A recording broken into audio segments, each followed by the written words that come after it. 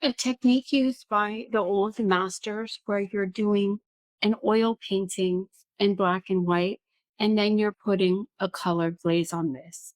They did this because they wanted to look at value first, and then they wanted to look at the color because sometimes when you're starting out with color, it gets a bit confusing. So they're really blocking in the values first, and then they're working with the color in a glaze form.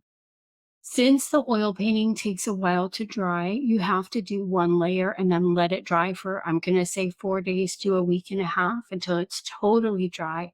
And then you do the glaze. So first I'm going to draw in what I want on the canvas. And I'm just going to do some colorful fruit and a vase.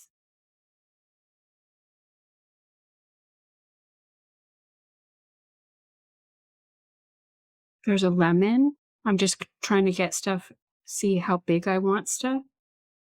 And the vase, maybe this stuff needs to be a little bit smaller. I'm going to do a light sketch first.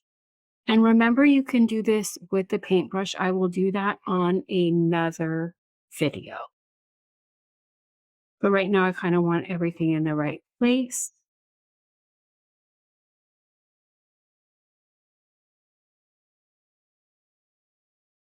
I'm not pressing hard because I'm still kind of trying to get the proportions right. I'm using a photo of part of a painting, and then I'm going to print it out in black and white when I start painting,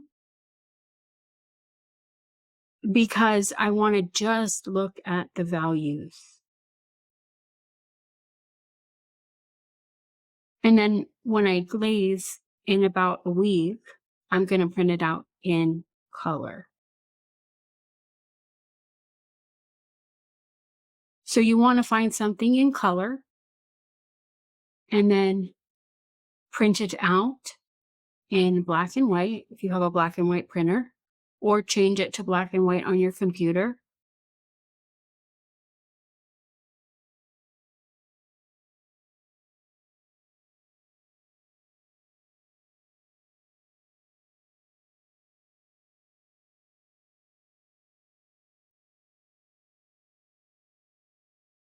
This is just my really simple kind of getting ready to do my painting, sketching it in, and then checking the sketch to see if I need to make any changes.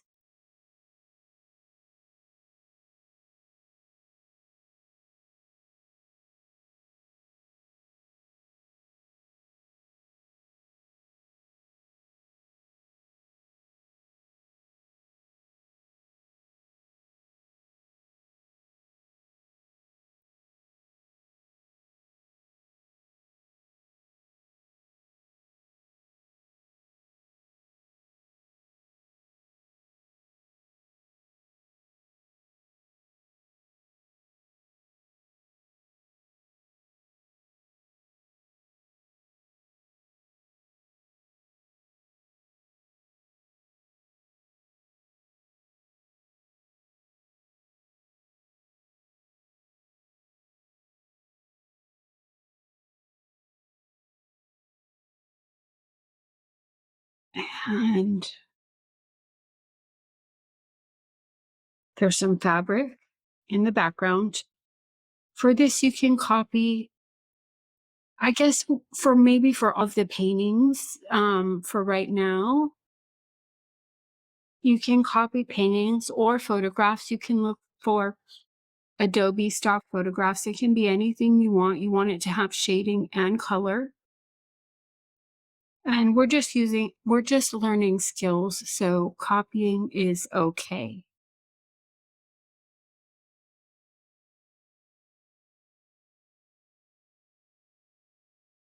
So I'm going to just come in and kind of redefine these lines a little bit.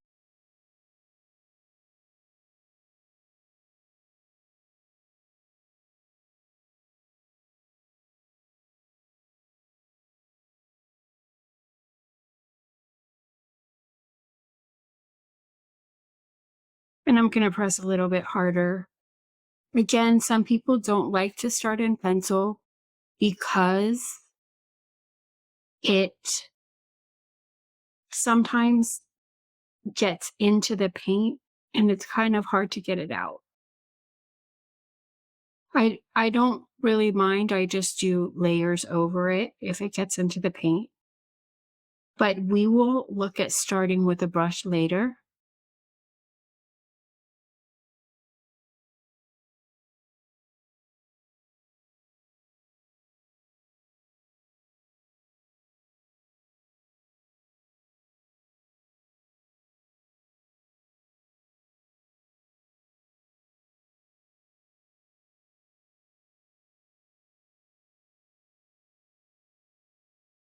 So again, you want to pick something. It doesn't have to be fruit. I just picked fruit because it has a lot of nice shading and color. You can do flowers, people, vases, landscapes, but you want to have something that has definable shading and maybe at least a few pretty bright colors.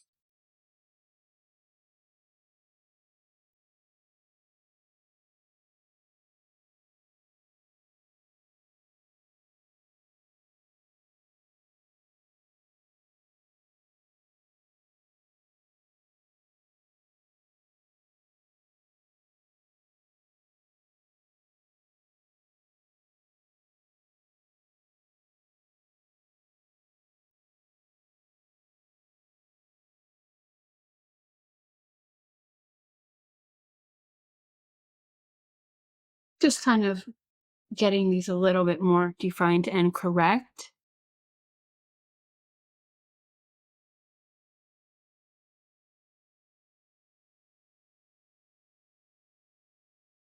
If you pick a painting, you don't have to do the whole thing or a photo.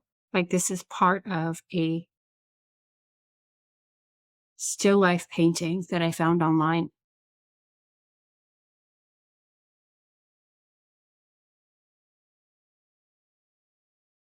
And remember, you have time to make corrections.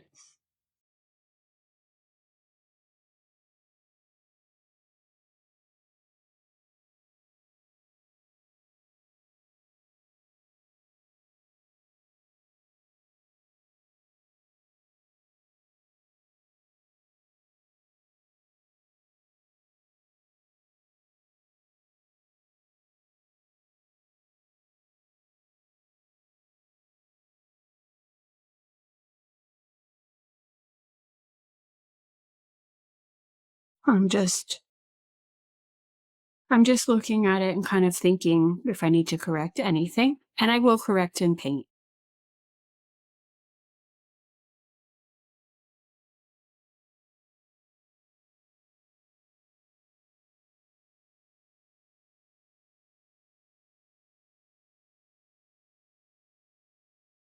This looks flat because it doesn't have any shading in it yet,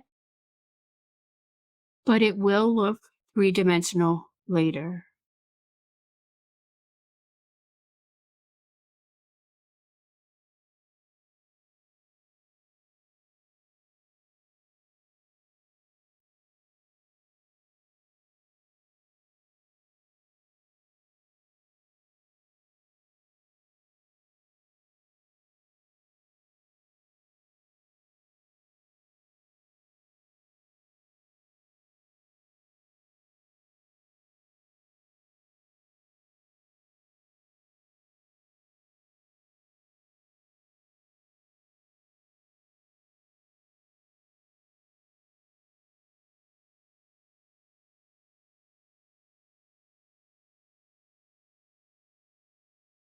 There's a few grapes down here.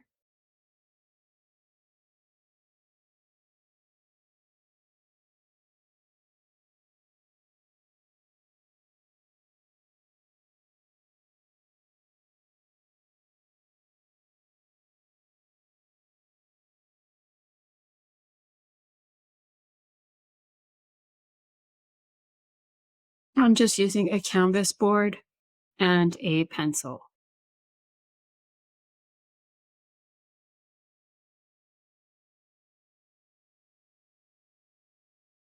Oh, sorry, you couldn't see that really. Just a few grapes on the bottom.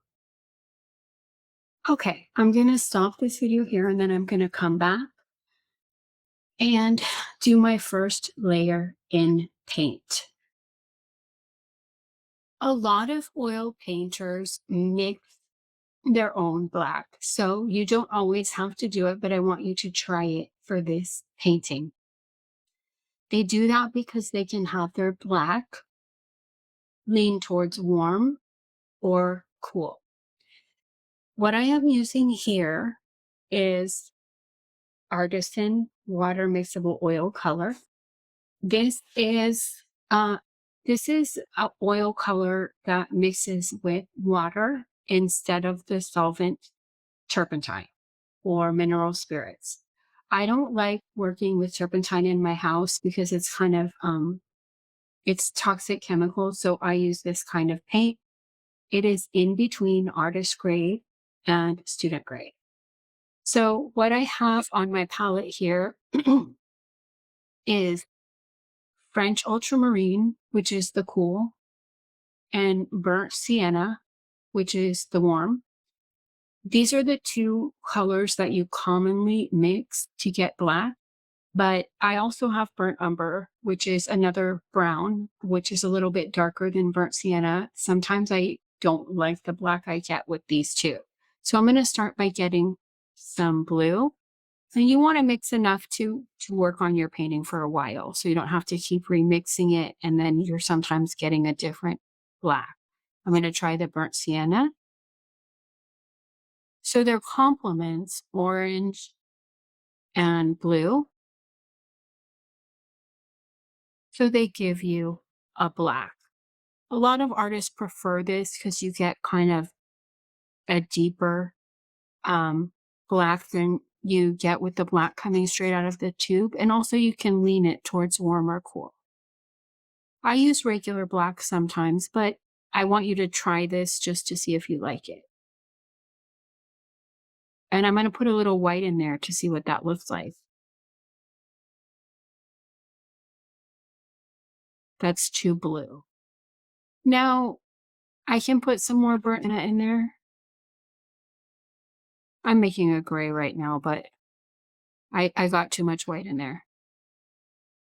I'm going to move this over here.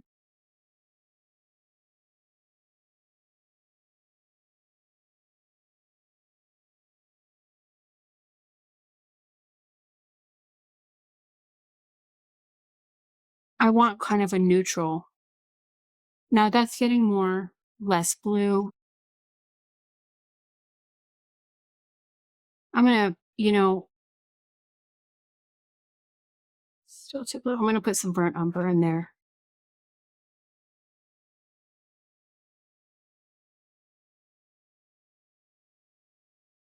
This is going to take a while.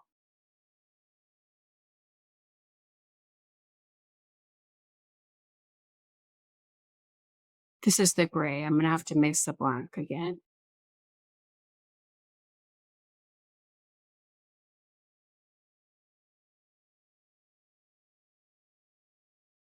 Still a bit blue.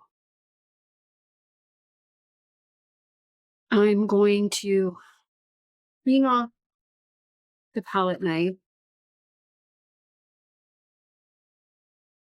And I'm going to put some burnt umber straight into this blue. I don't know, for some reason, I think making black with the burnt umber is a bit easier than the burnt sienna. What does that look like?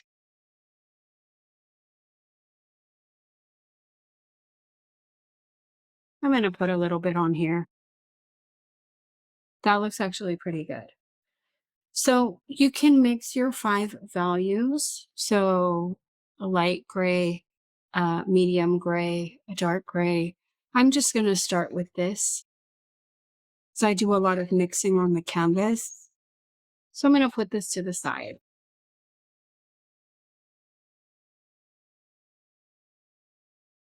And I'm going to get a big brush for right now. Just wiping it off. And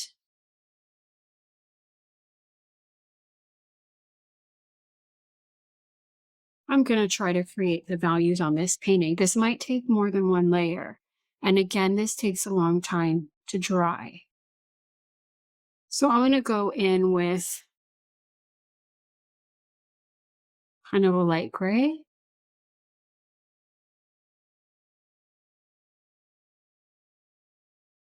And we'll see it if it's too blue, you can always change it.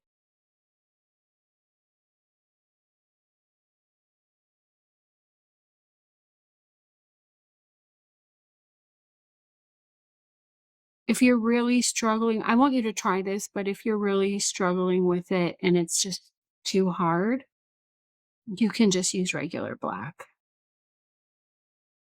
But this is the way that the old masters did this. We're doing a Grisaille painting, which is doing a black and white layer first to really get a control of the values, and then doing the color in a glaze afterwards. A glaze is a transparent layer.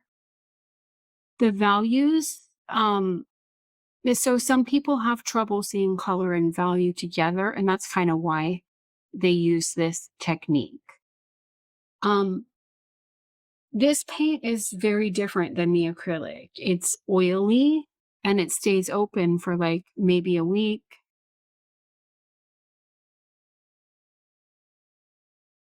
So I really like it. I prefer it to acrylic, but you have to get used to it.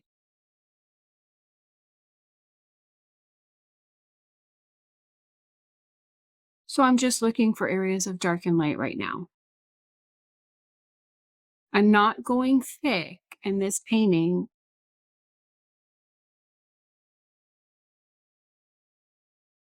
because I'm going to do a layer over it and I want it. So this layer is going to be, we're going to see it through the glaze.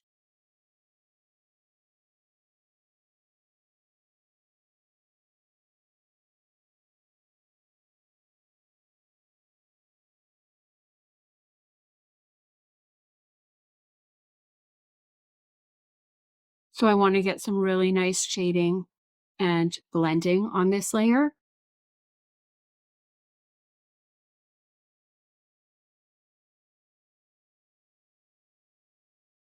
I'm not using any medium. We'll look at mediums later.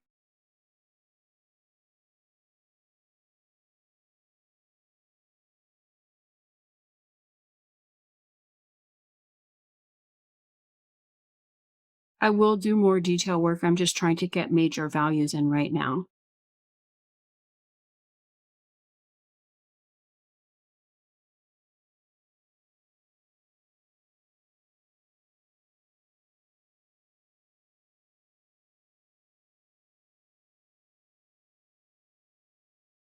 I'm just looking for areas of dark, medium, and light.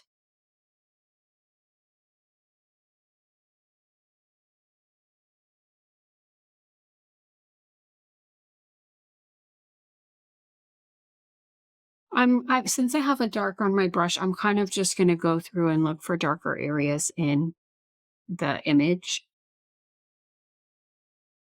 just so I don't have to change so often. You can you can have a brush for darks and a brush for light, or you can really clean your brush in between.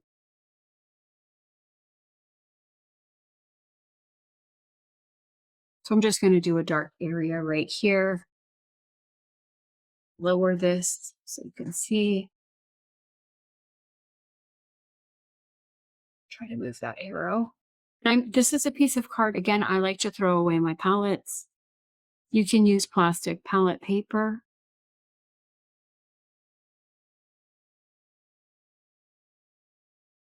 When you are using oil paint though, like when I'm finished, I don't want to throw this away because it's expensive. With the acrylic, I throw it away because it just dries up really fast. But this, you can scrape it off and save it in a plastic container and use it again in a couple days.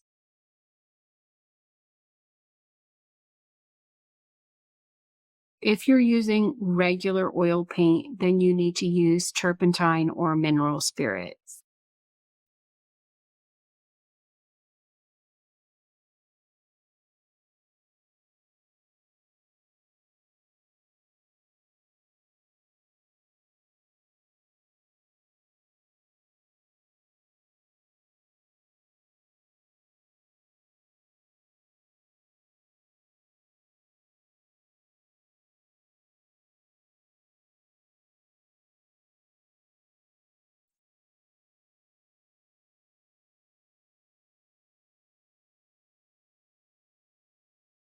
This is going to be a long process.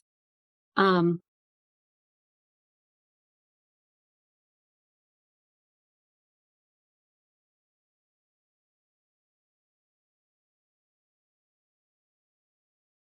it doesn't really matter. Like this looks a little kind of bluish. I prefer the cool to the warm, um, in a gray or a black.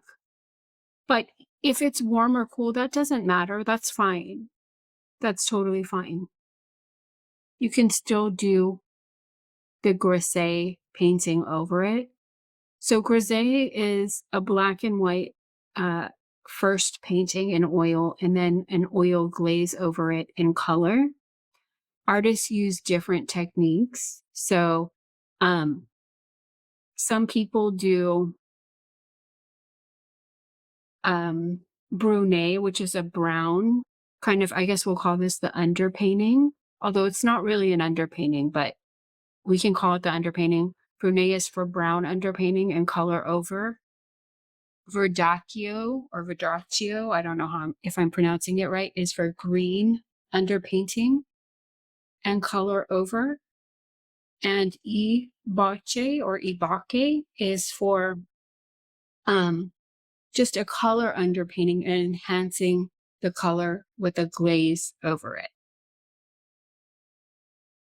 So again, right now I'm just looking for areas that are darker in the painting or in the image and trying to transfer those onto the painting. What I really like about this painting or this paint is that you don't have to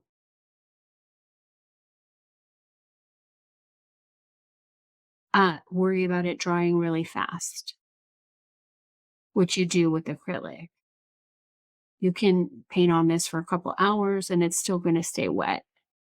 And that's one of the that's one of the reasons that people like oil paint a lot.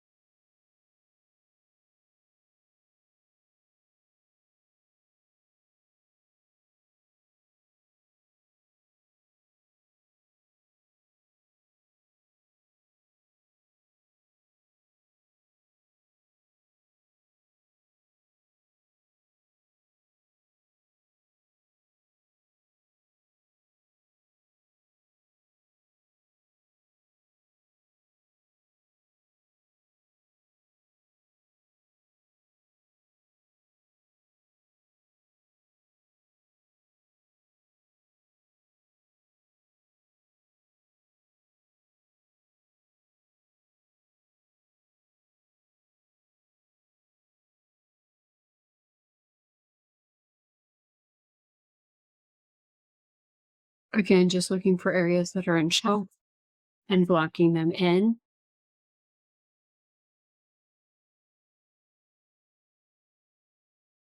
I'm not using any medium. I'm just using the paint. To thin it out, you can add water. In this painting, we're going to use mediums in the glazing process.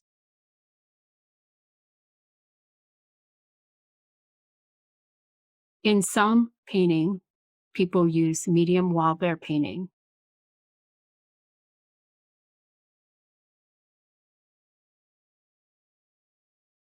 I just want to get some big areas of value down before I try to do detail and blending.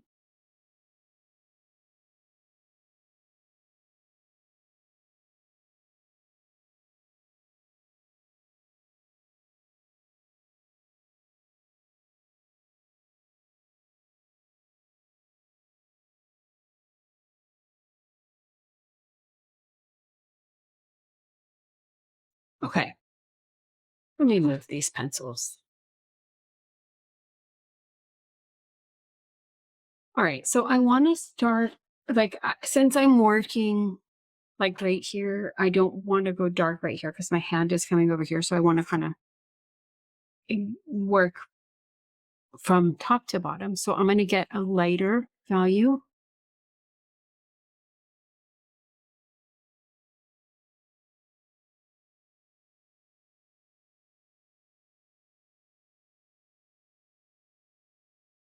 Just trying to get the background in.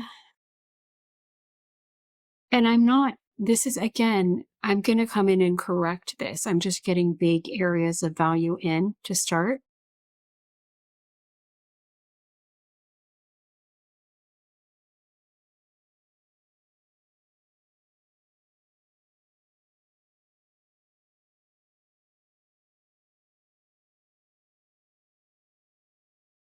Like this has some variations in it that I haven't put in yet.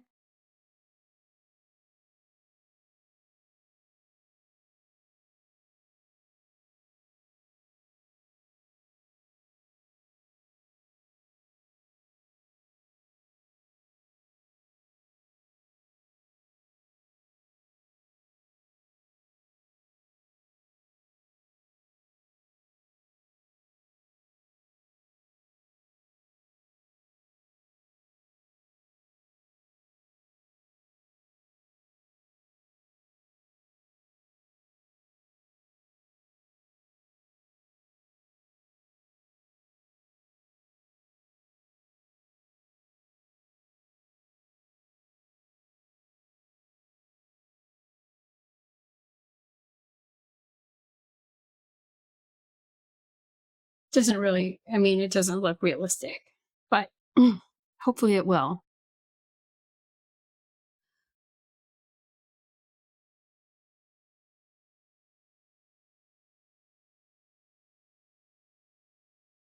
I know these are time consuming, but at least you'll get to see the process.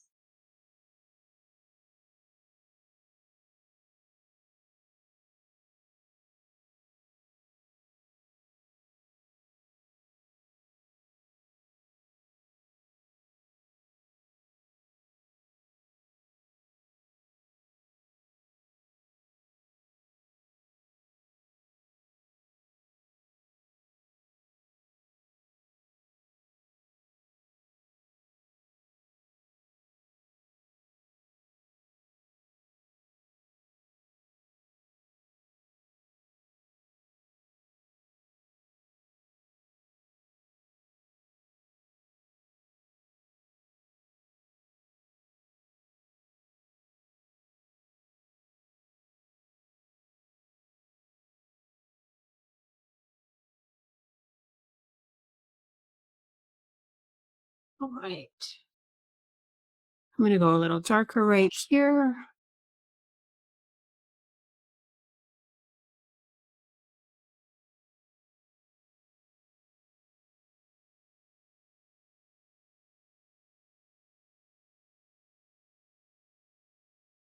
Sometimes you can see like some of the blue and the brown coming through. I don't really mind that.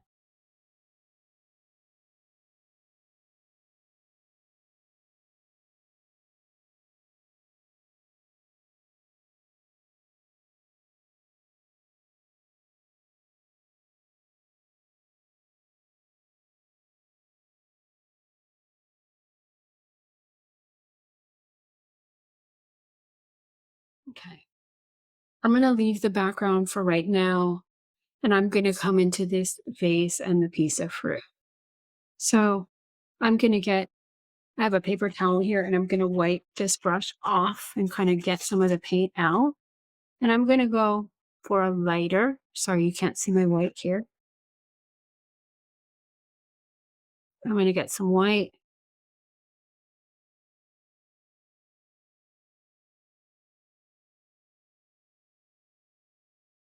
I want to make a really light gray. I'm adding the dark slowly because it has a high tinting. meaning it overtakes the white quickly. So like if you add black to white, it has a high tinting strength, so just a little bit will change the value quickly. But if you add white to black, it doesn't have a high tinting strength, so you need a lot to change the value.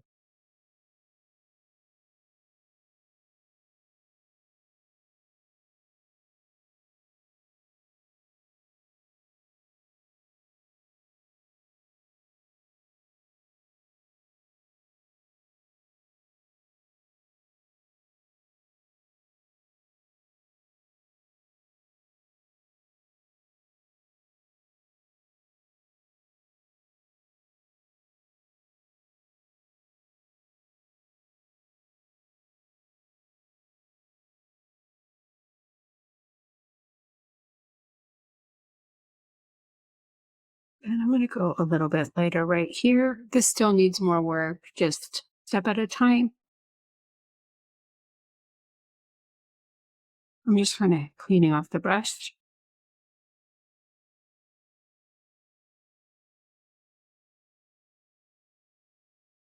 You'll like the blending capacity of the oil paint.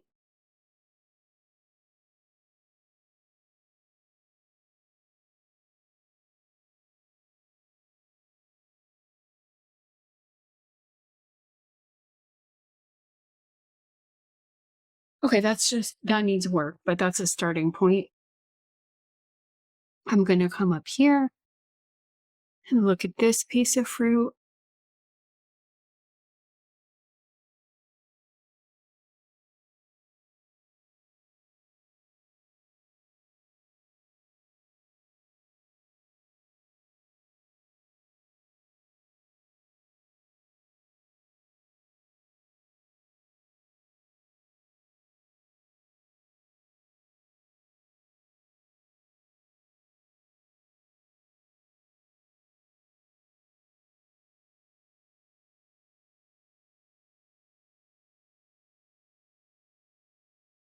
Okay.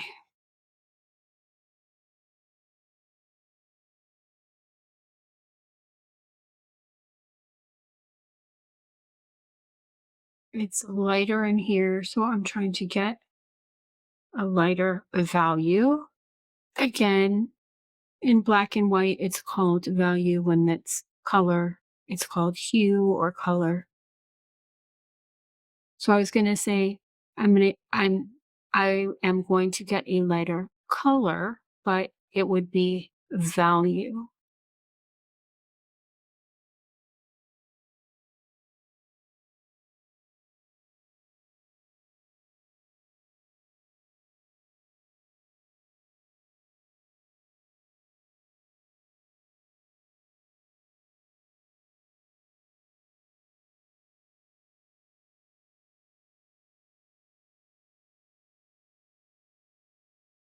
Still, again, just getting the basics in.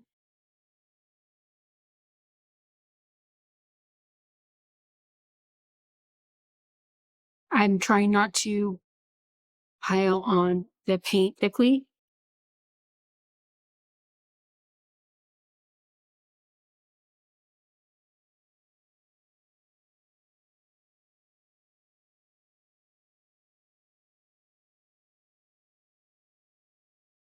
And I'm going to correct later, do more detail later.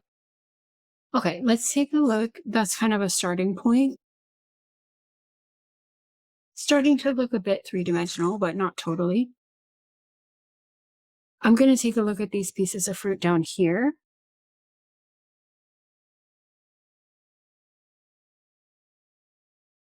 I like that it also stays wet for a really long time. So you could get up and,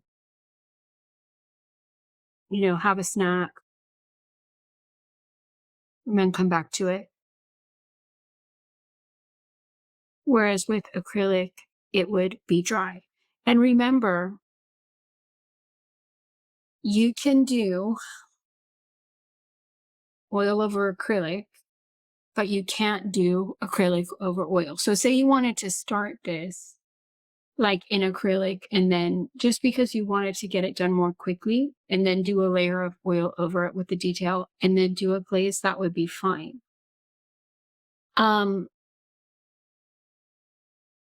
but you definitely can never put acrylic over oil. That's not going to work. That's going to be all cracked and weird. So the principle in oil painting that painters use when they use layers is fat over lean. So fat means you're adding more medium to the paint in each successive layer, more oil, more wax, or whatever medium you're using. And so, like, if you have ever been to a museum and you see a painting that's cracked, that has weird cracks in it, that's because they didn't use the fat over lean.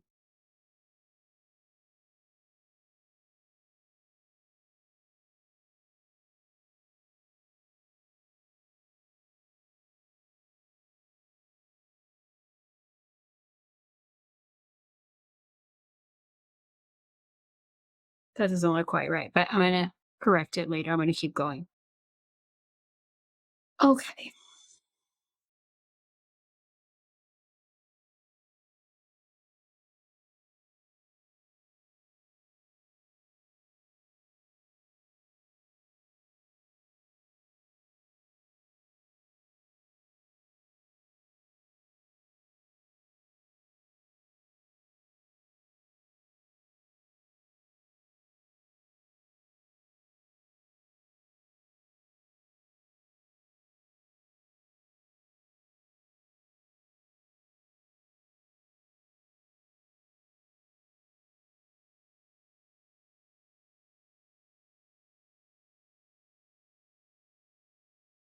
This still is kind of, not exactly correct. It's kind of like a blurry version of what I want, but um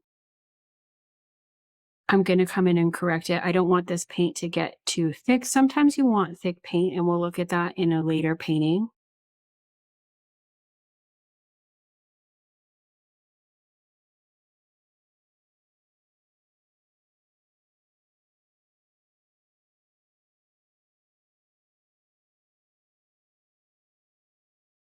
But here for this, we're going to try to keep it kind of thin. Because, like, if you have a big chunk of paint and then you try to put a glaze over it, it might be a bit hard.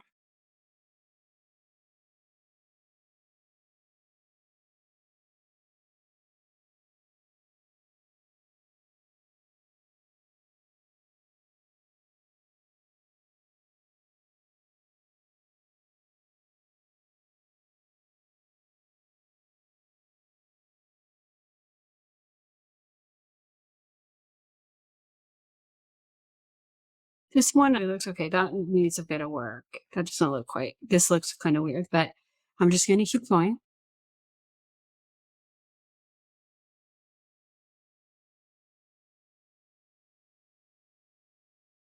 So I haven't used any, like, this is kind of a large brush for me. I haven't used any small brushes yet.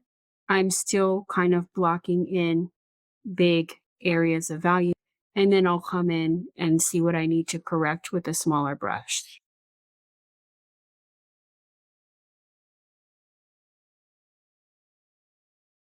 Okay. So now I'm coming, let's go actually for a light for the grapes for right now.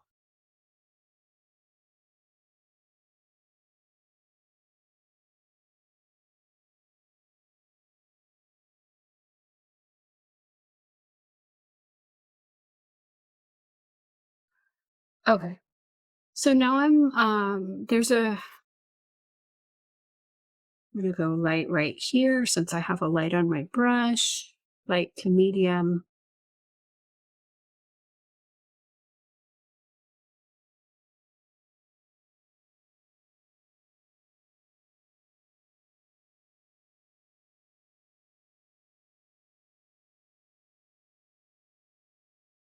I'm not gonna make this video too long. I'm going to go for a dark on the bottom. I may do some more in between videos. Oops, trying to get that white off my brush. So I'm going to you can dip it in water and then kind of clean it off with the paper towel. So I'll go for the dark right now. And I'm going to come down onto the bottom. So it's pretty dark down here. If the paint seems too thick, you can add a little bit of water to it for right now. Some people add medium. We'll look at that in a later painting.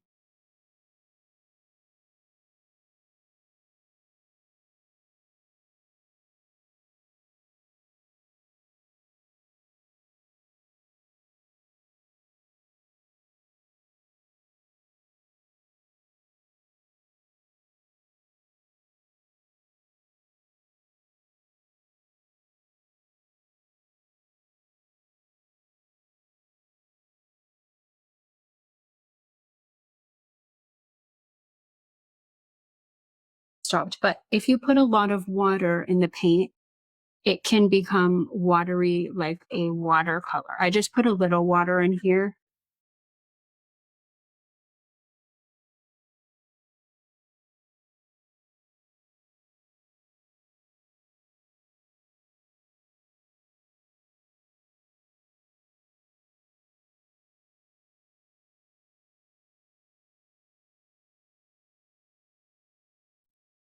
I need to remix because I kind of ran out of paint.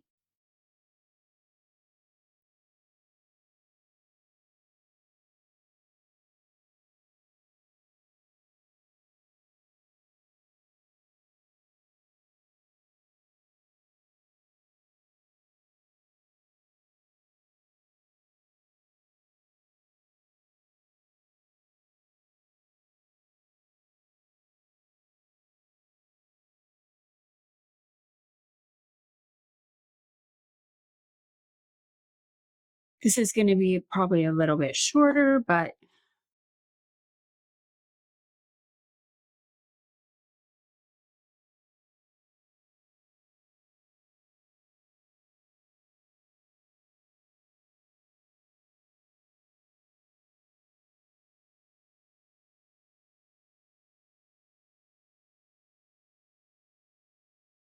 I'm just going to get this in and then stop. Then I'll come back and do a more detailed video with a smaller brush while this is still wet. Hold on. I'm using water because one of the main reasons I'm using water is because I'm running out of paint on my palette.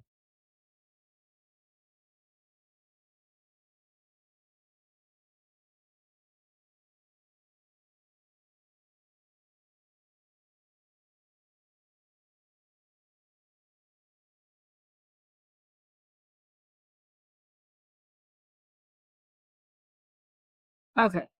So I'm actually going to turn this upside down for a second.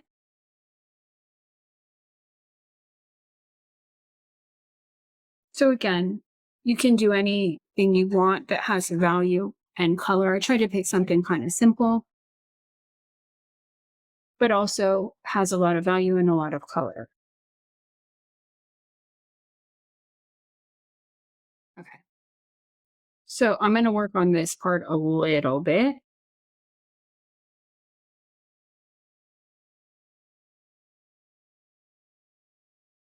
I turned my picture upside down just.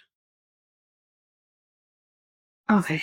Let me come in here on this edge.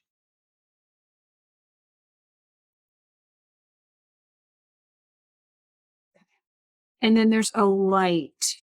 Hold on. I'm just trying to get the dark off the brush. There's a light right here. I'm really running out of paint now. There's fabric behind this. So there's some folds in the fabric, but I haven't really gotten those in. I'm just painting areas of value.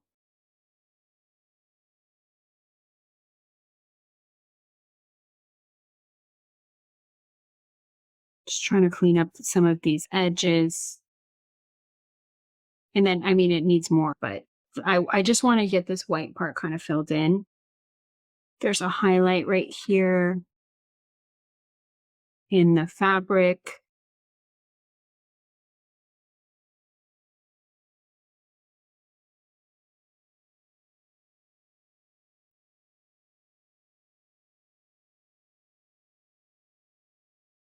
And what happened here? Comes down.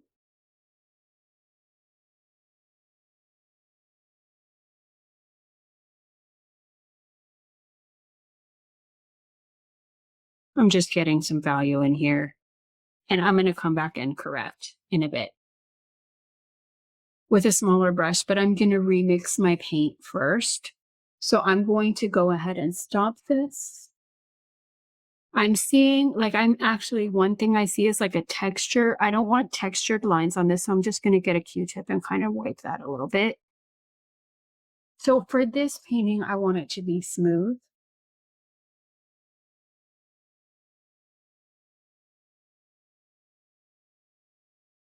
Okay, I'm back. I have a smaller brush and I got a little more paint out. Okay, so I think I'm going to start with this fruit. So I'm going to go dark. I'm going to try to really get some shading detail here.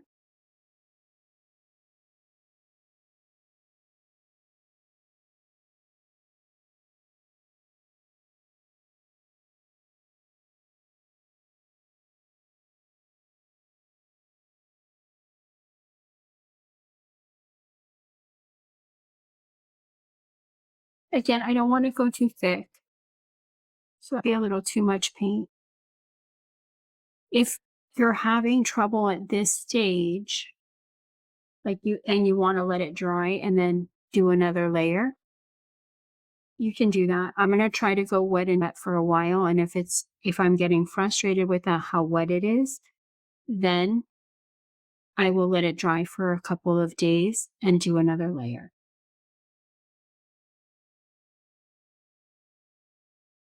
But I'm going to try to do at least some here.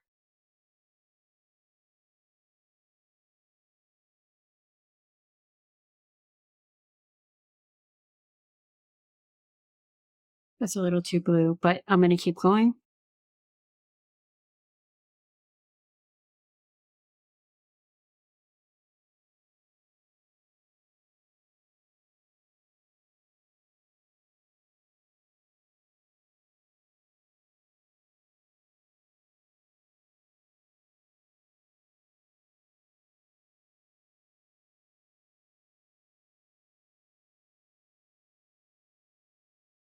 I'm getting another brush. This brush is really, really dark. So I'm going to get a brush for light. So I'm just looking at the brushes I have. Too hard.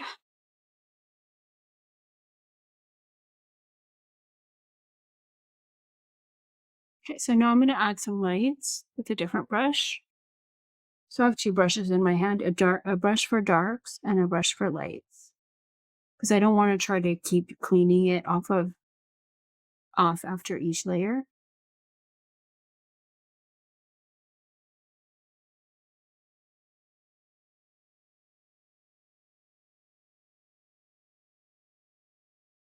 Yeah, and do light on this edge.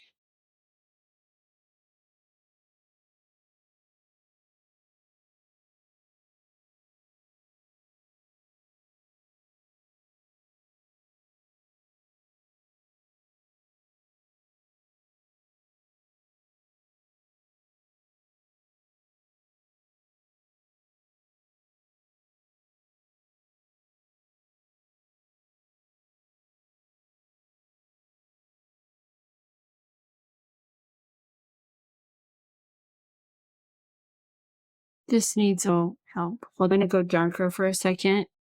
So we just put this brush right here.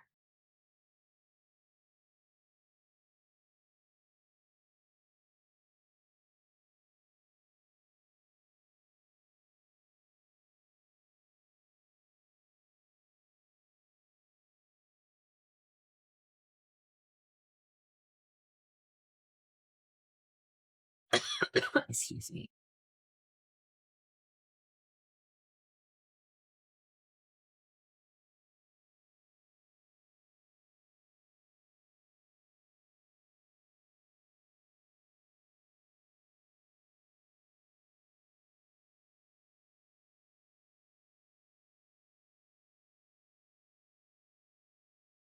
I'm not too fond of this apple.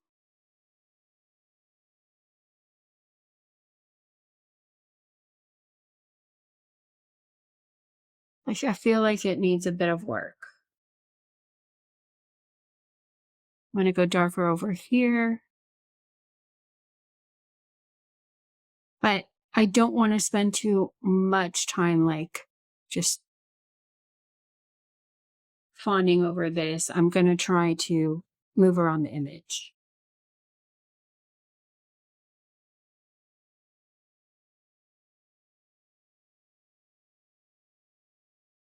Okay, so let me go here and I'm going to get the lighter brush, which this brush is not that great. Okay. So I'm putting in the highlight. I just have white. It's okay to use pure white, especially now because it's probably blending into other values.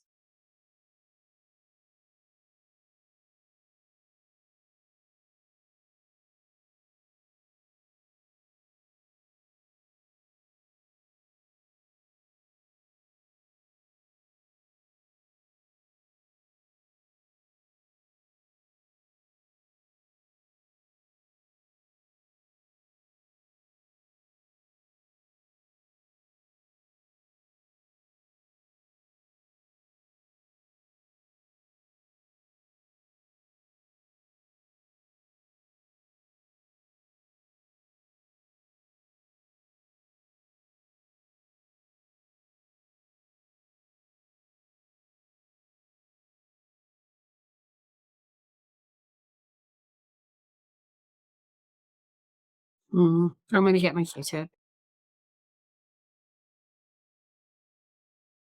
I'm just trying to kind of blend the highlight into the paint around it, but there's too much paint on the brush for me to do that right now. So again, I may have to um, let this dry for a couple of days. We'll see. And then come back to it. I feel like this is too thick right here, so I'm just wiping it off a bit with a paper towel. Okay. Now, I'm going to get my darker brush. Hold on a second. I just want to hide this. Sorry.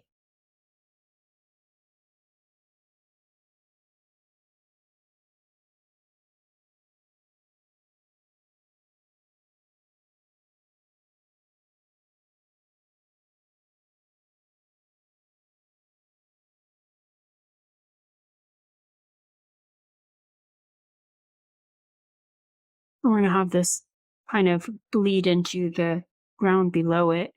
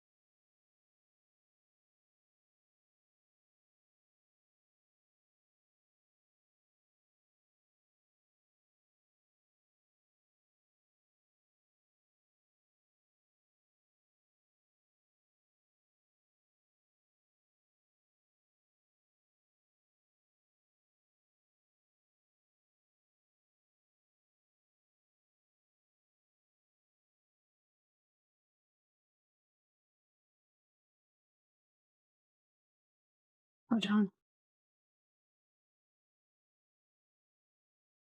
I don't really want, I mean, some people want the canvas showing, but I don't want these little pieces of canvas showing in this painting.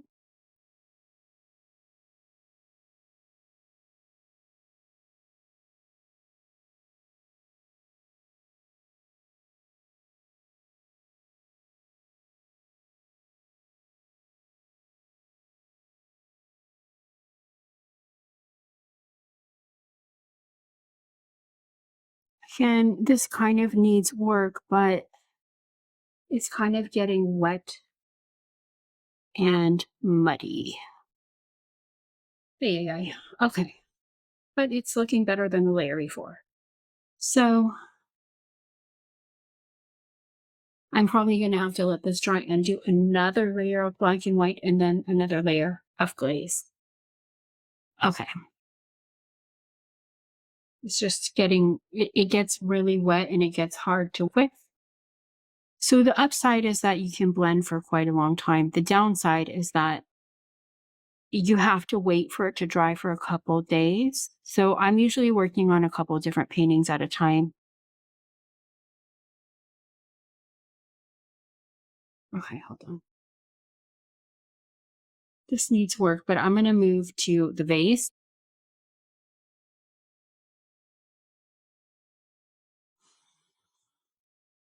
Or maybe I should move to the lemon. Hold on.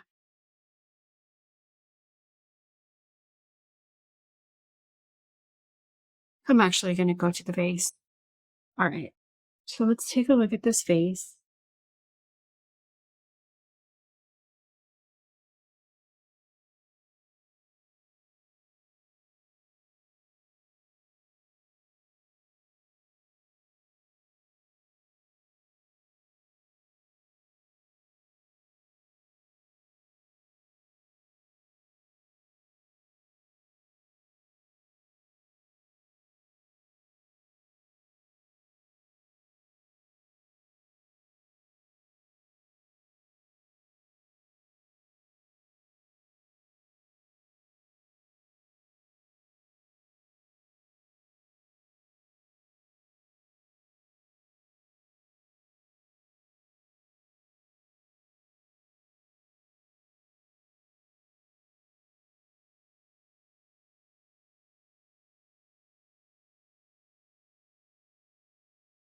I'm just getting that edge a little bit lighter.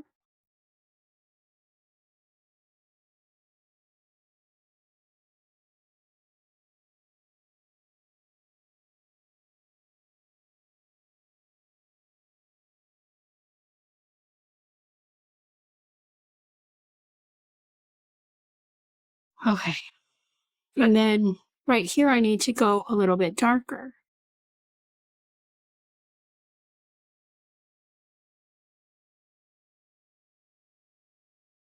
I'm kind of mixing on the palette rather than pre-mixing. Sometimes it's a bit easier to do that. It's up to you. I'm going to go a little darker right here.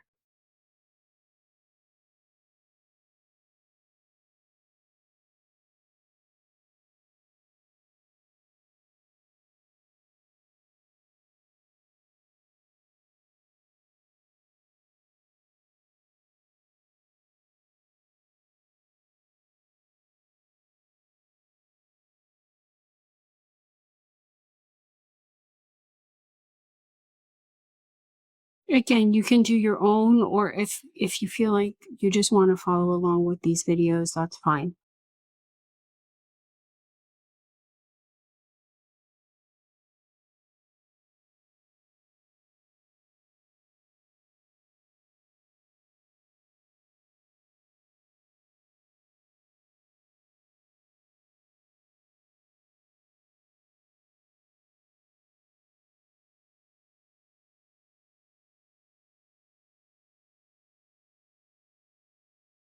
So I'm trying to, like, in this second layer, I'm trying to find the variations in value that I didn't have in the previous, like I'm putting in big areas of light and dark.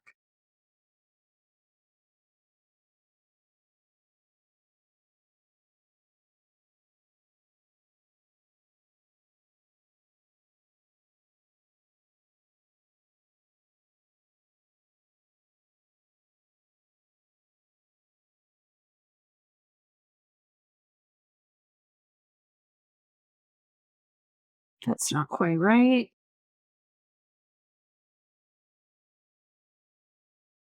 So painting is a process of correcting and correcting and correcting and correcting what you're doing.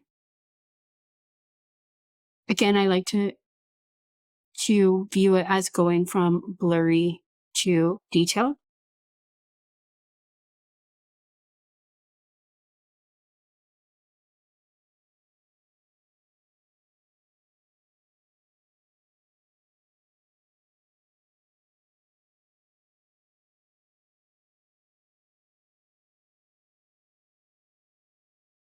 I'm going to put a light right here.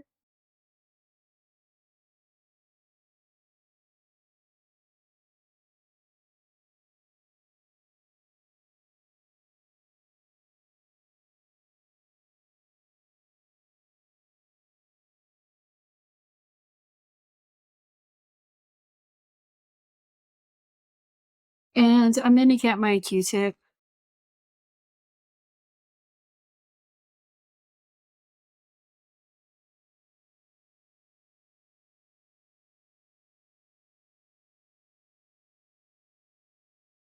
Oh, but I'm not getting paint on my shirt. Okay, so I'm going to look up here. I'm just checking how long this video is. Okay.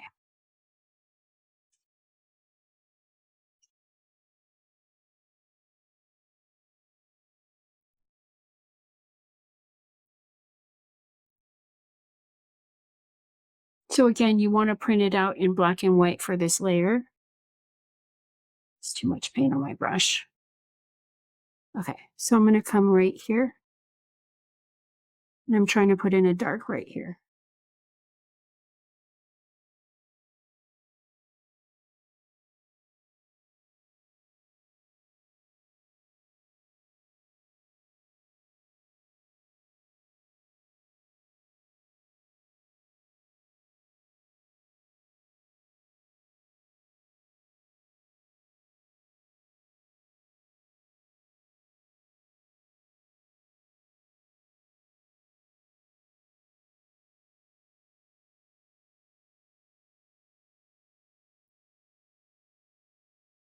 Okay, let me turn it around because I want you to see.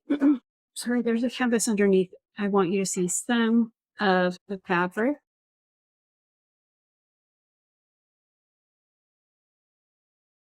Whoops.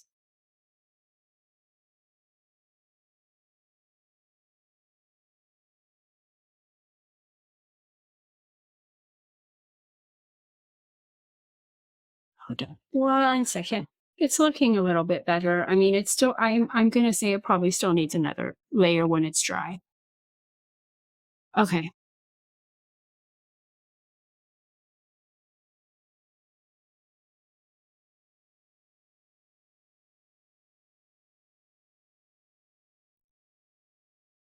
Actually, I need to, like, there's a rim right here that I haven't put in. So I'm just going to put in a medium and then add detail later. But it looks a little blue. Here it looks a little orange. I don't really, doesn't bother me so much.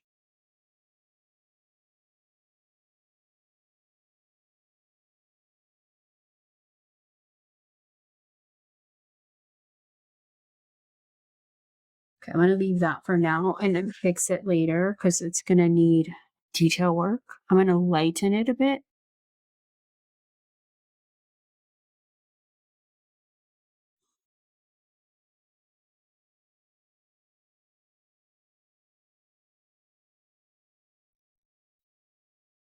Okay, so now let's go back to the dark.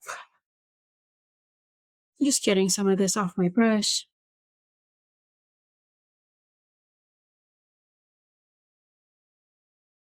And again, if you go in with another layer when it's dry, you could actually wait 2 days and it'll be semi-dry and it'll be easier to mess with the paint. Or you could wait till it's totally dry. It's up to you. Hold on.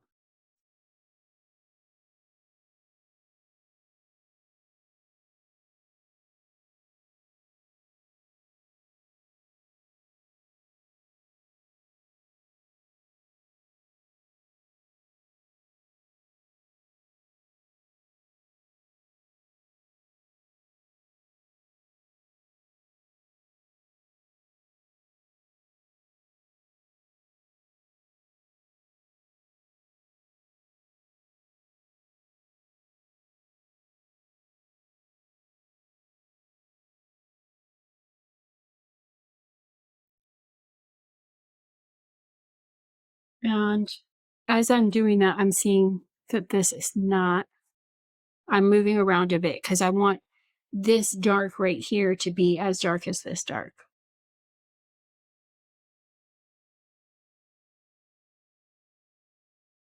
So again, you're always looking at values in relation to each other. This is not dark enough. And again, it's kind of like, it's kind of wet and it's kind of muddy. It gets a little muddy when it's wet. So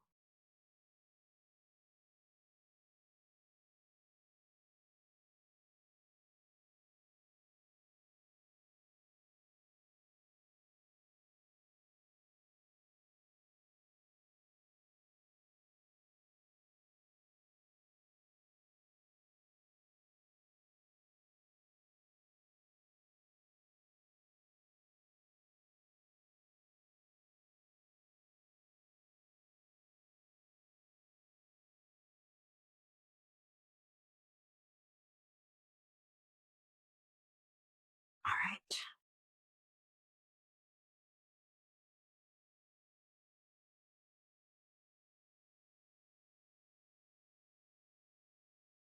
This still needs quite a bit of work. It's just very wet. Okay.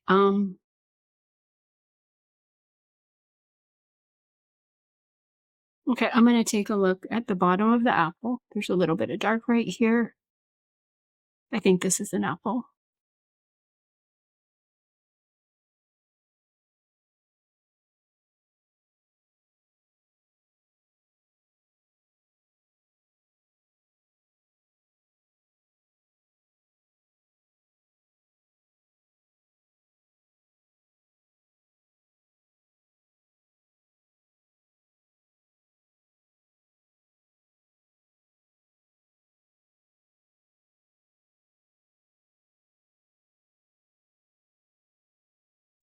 This dark is gonna be on the fabric.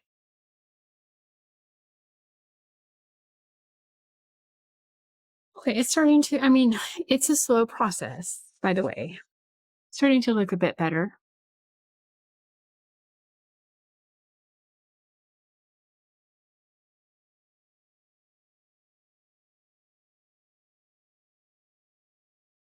I'm gonna put some white right here.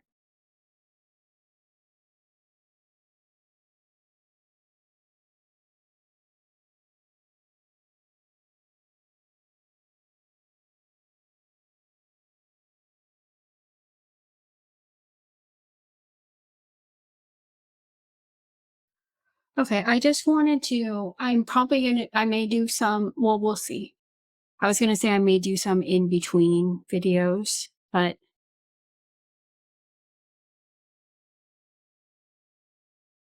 the Q-tip kind of pulls it off the canvas a little bit. But I want to take a look at this fabric a bit because it doesn't really look like fabric. So I'm gonna start, this actually comes out here.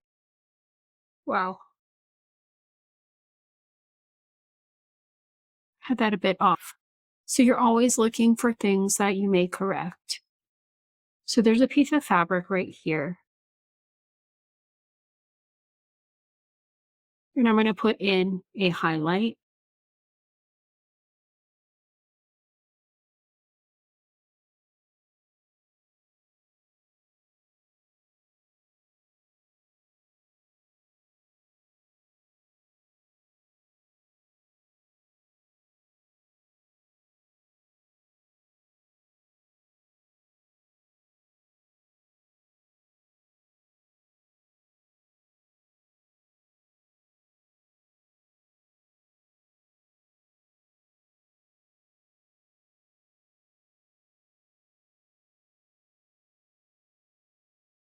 And it does get dark, but it needs to blend in between dark and light. So I'm going back into this medium value. It's a little too wet now. I'm having a bit of trouble with it, but we're going to see how far I can go.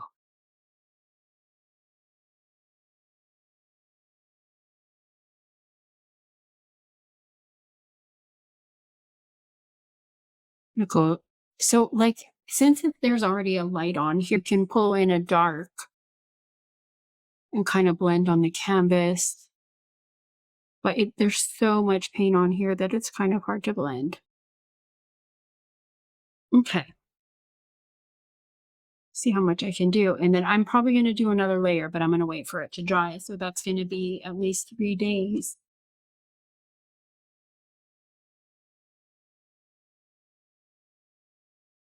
Okay.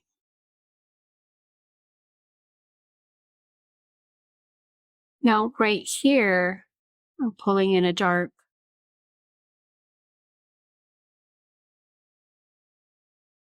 That's a little too blue. So you can mix directly on the canvas. I'm just pulling in some brown there. Okay.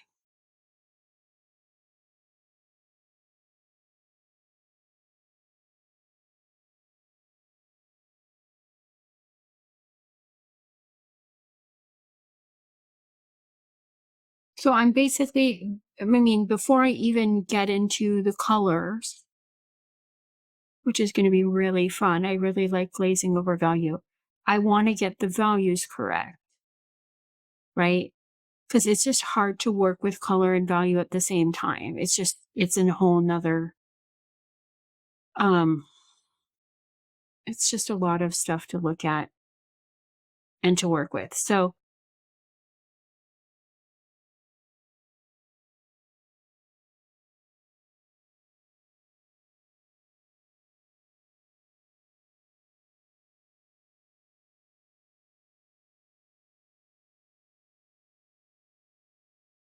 and I mean, with each layer, I'm getting more and more correct.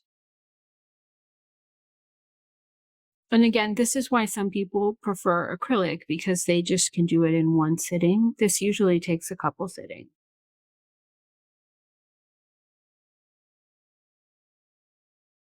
And I'm not too fond of this, but it's getting so, the paint is getting really wet and it's just muddying up. Let me try to lighten this. See how it, oh, that's working a bit.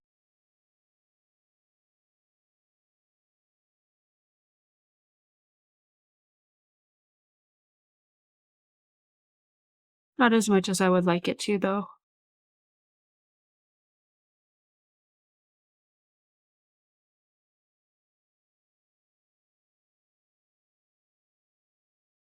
That needs another layer. Okay, so let's come over here.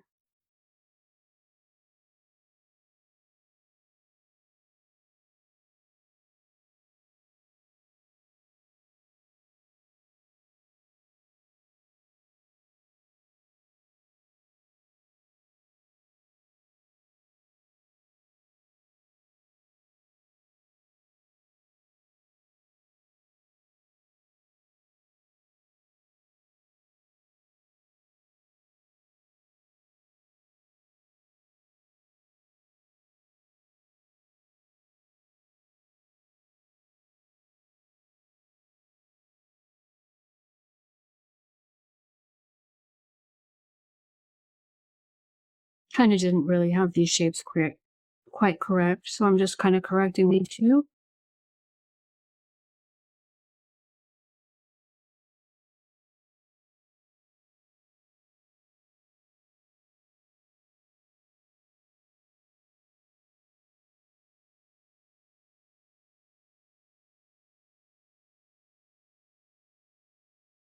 I'm going to go right in here and then adjust later.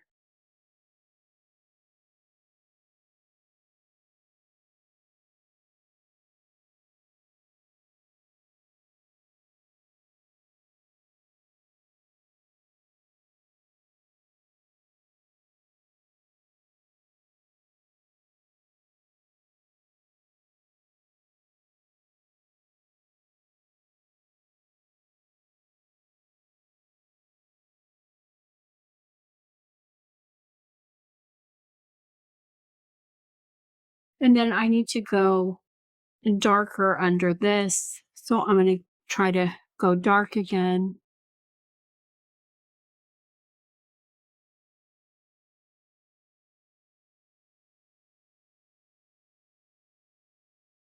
here. I'm going to try to darken this area.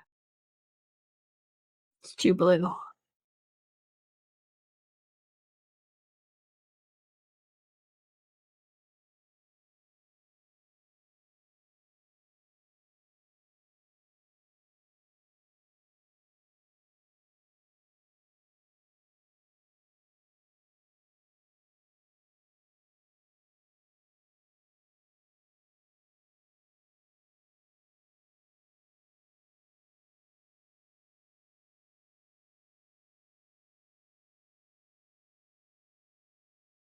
It's not going to darken much right now.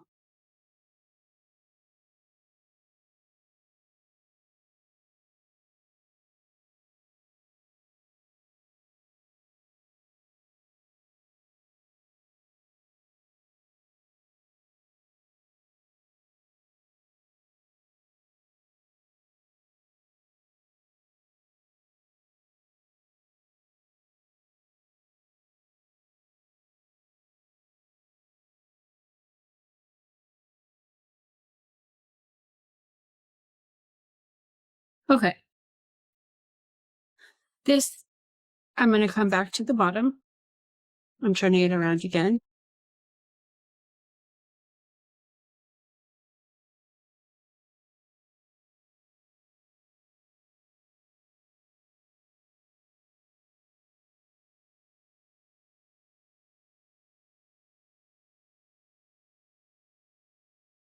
Okay.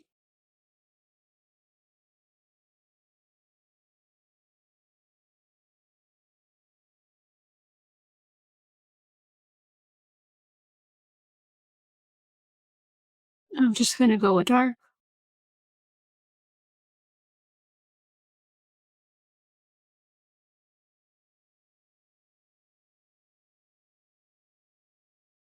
Just trying to enhance this dark down here a bit.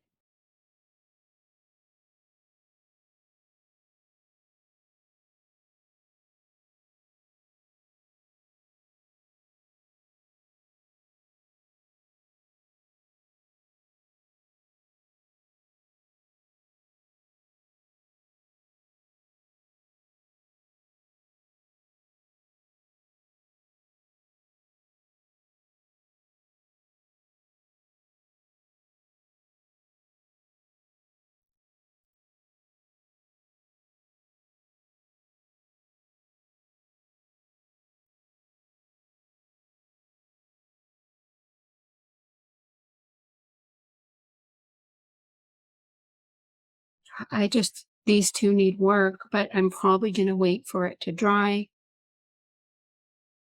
Hold on. I'm just enhancing this dark on the bottom.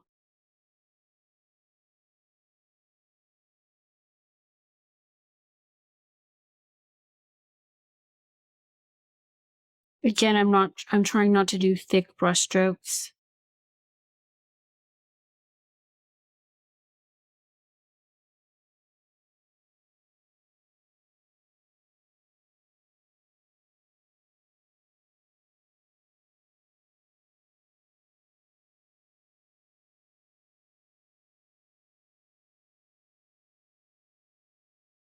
Okay, hold on.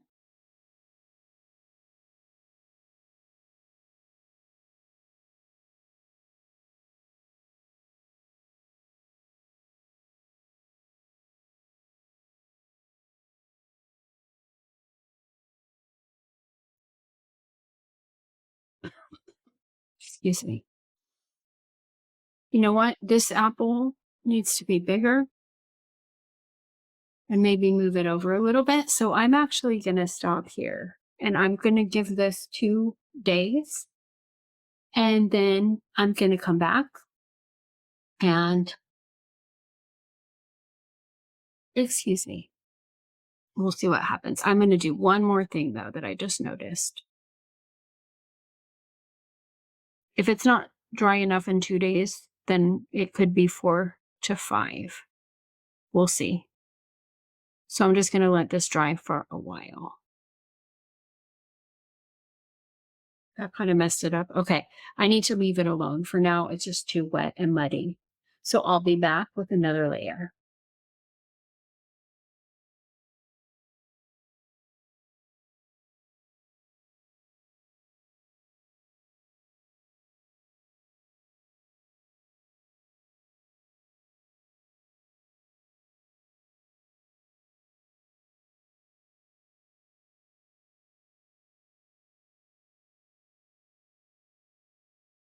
So I'm back.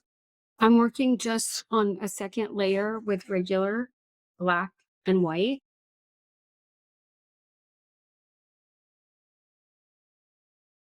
And water mixable oil again. So I'm just going to enhance this a bit.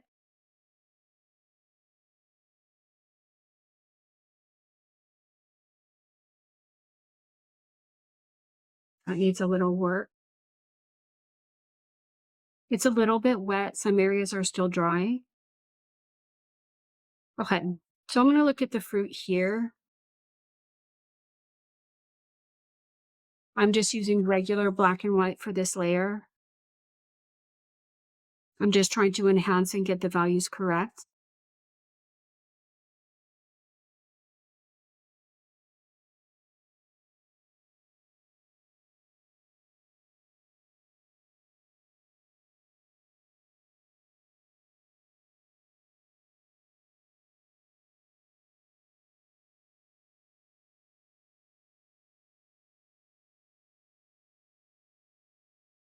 I'm trying to blend this highlight into the gray. Now I'm going to go dark right here.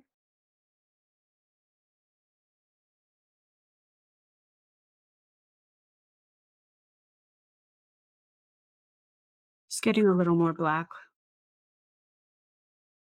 I'm going to switch brushes.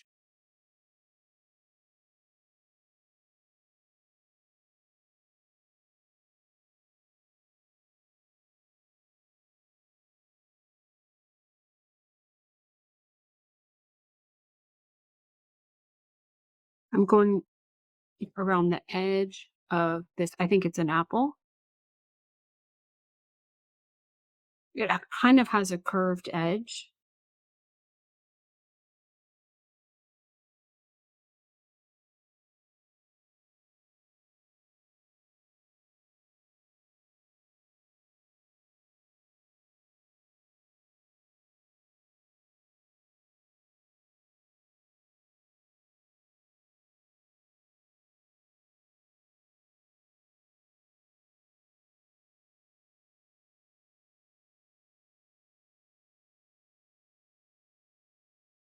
Mm, I'm going to go with the gray right now and try to blend some.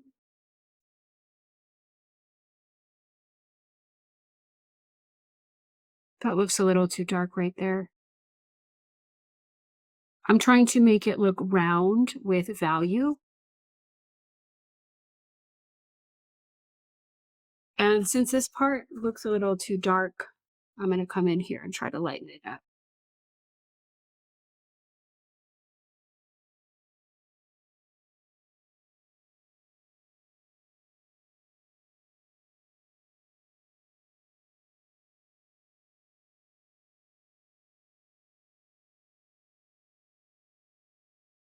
Okay, let's see. Let's take a look at this.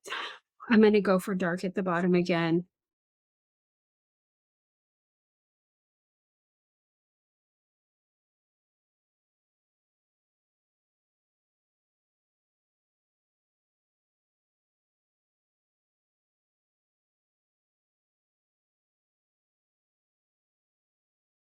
And then I'm going to go into gray and try to blend that together.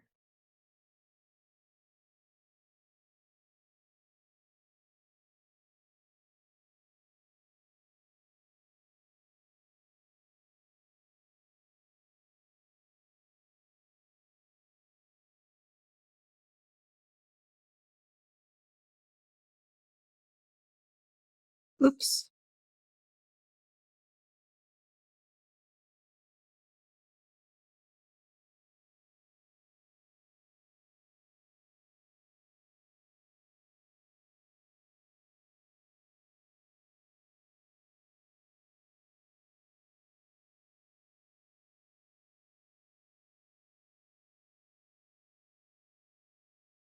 That needs a bit of work. Remember, you can do some of the work with the color.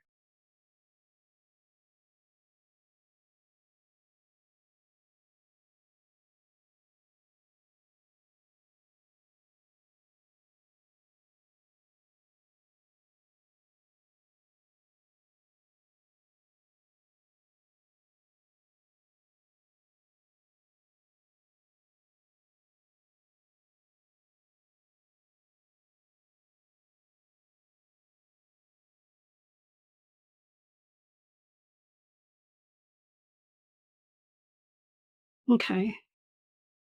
I don't know. Well, it looks better than it did before. So I'm going to take a look at the lemon.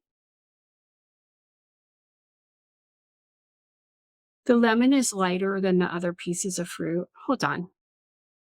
I'm going to get a little white here. I just saw something I need to fix.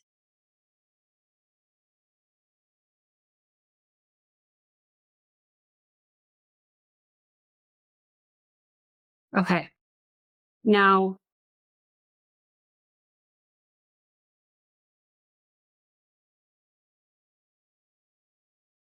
I'm going to go white right here.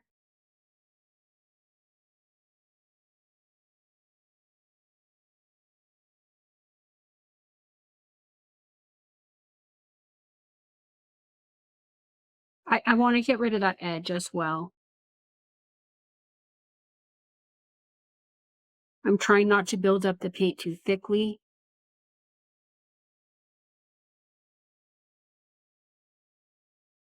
So it does, I mean, big areas, you're looking for areas of light and dark and you're trying to get them correct and then you're blending.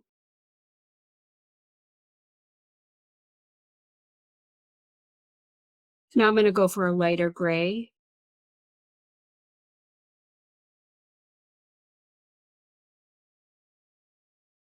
That's not, that's too dark. That's too light. Sorry.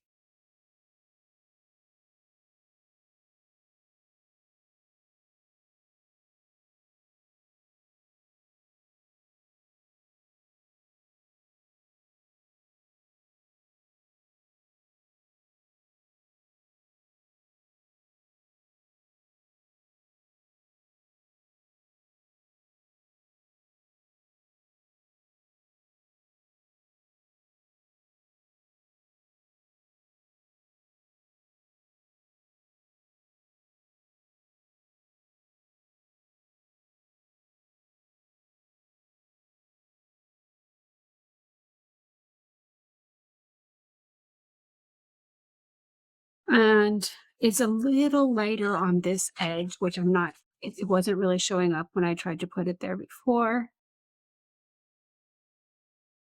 Okay, that's looking better. I mean, it's not, it doesn't, again, it doesn't have to be perfect because you're going to do a lot of work in glazing. Okay, let's look at this upper fruit and the vase and then the fabric.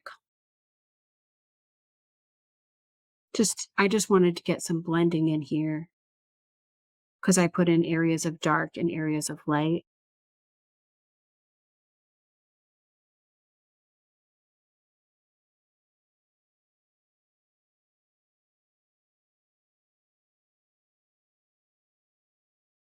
So again, the blending is just kind of having it like a rainbow, like going from light to medium to dark. So the the stripes on the rainbow are not just like bright stripes, right? They blend or bleed into each other, and that's what we're looking for in blending, especially on round shapes. Want to get rid of that line. Okay, so I'm going to go dark on the tip of this.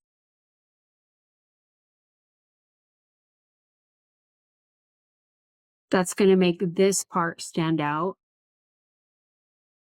because this part is protruding out further. And dark right here.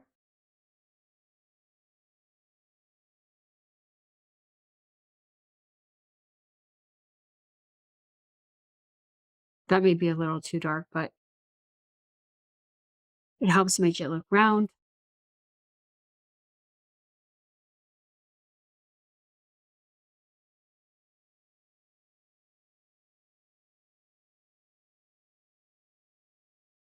Okay. I'm looking, seeing what I need to do. Something is bothering me about this area. Again, I'm going to go with white.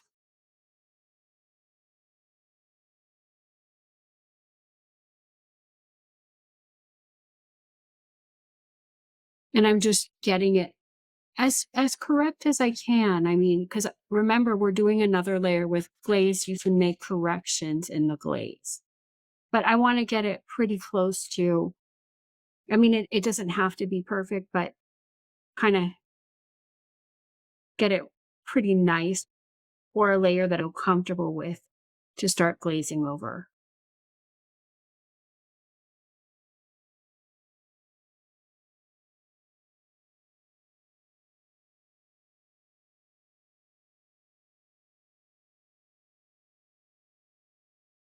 I'm going to go over this edge again, and I'm actually going to bring this edge out.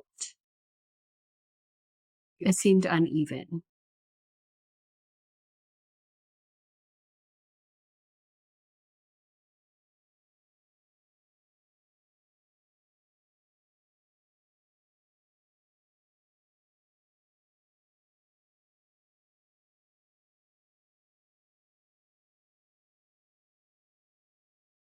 That looks a bit better. Okay, let's look at this piece of fruit up here. I'm not happy with these grays right here. So let me go into the light gray again.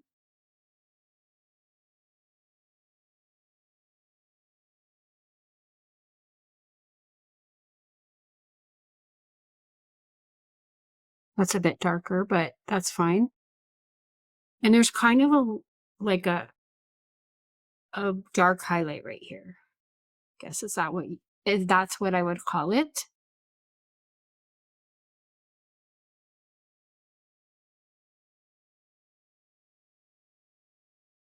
I want to get rid of that white canvas that I see right there.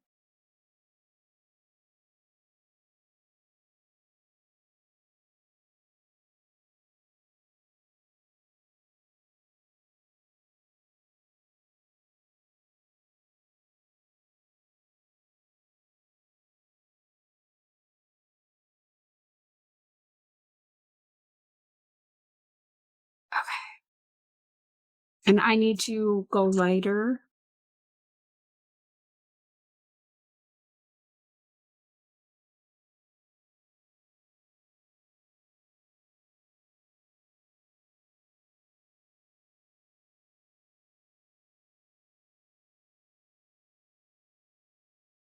And that looks a bit better, but not quite. Let me get a little piece of paper towel and let me blend this.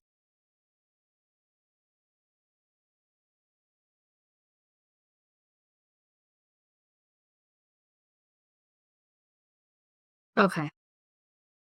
Now I'm going white.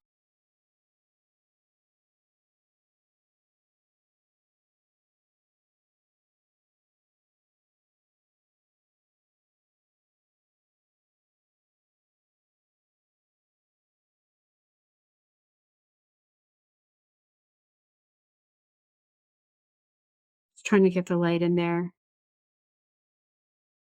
Again, it doesn't have to be perfect. It just has to be something that you feel, you know, is nice. I have a couple more minutes. I'm going to try to get these fold. I mean, I'm happy enough with this for to start glazing because I'm going to make changes once I glaze. Um, I'm going to get these. I'm going to look at these folds though for a second. So it's a little darker down here. I just put in major lights and darks. Let's go a little darker than that.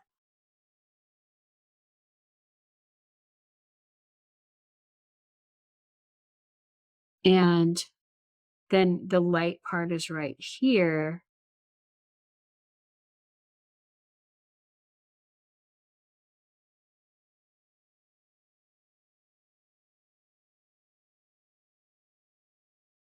And I want it to blend into this area. Then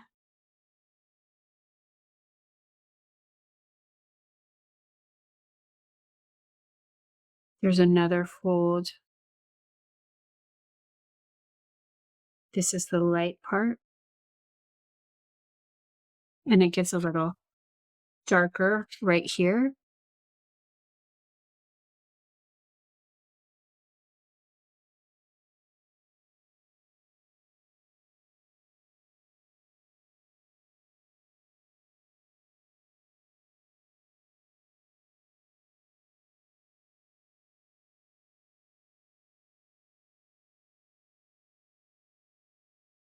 That needs a little work, but I mean, one step at a time, right? It's looking a little more like fabric now.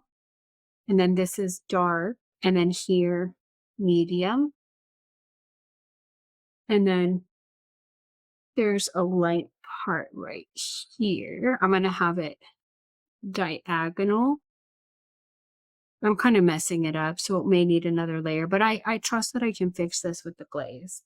So again, if you want to make it perfect, you can, but I mean, this is good enough, right? Okay, so I'm going to turn it over. I think this layer is going to be good enough to glaze over. Again, I'm going to have to let it dry. So I'm going to turn it upside down, and I'm going to look at um this area actually looks okay, but I need to fix that white line. But let's look at these folds here. So the light part is right here.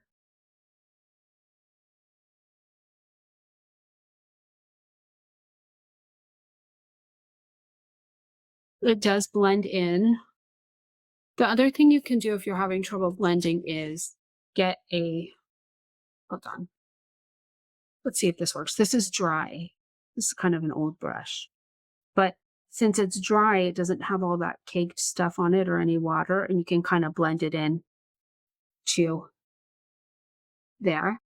And then here, sometimes it's hard to blend with wet into wet if you have too much on your brush. Then I'm going to go right here. No, that's too dark, so I'm going to lighten up.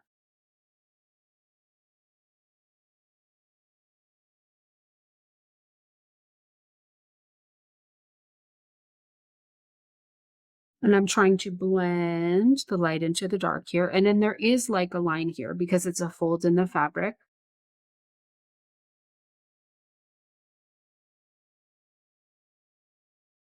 Okay, so now, um,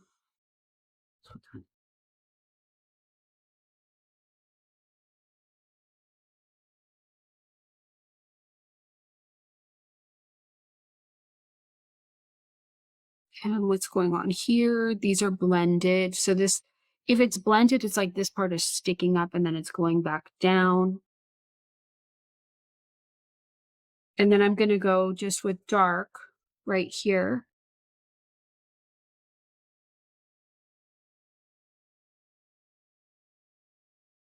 Okay, so this part is sticking up.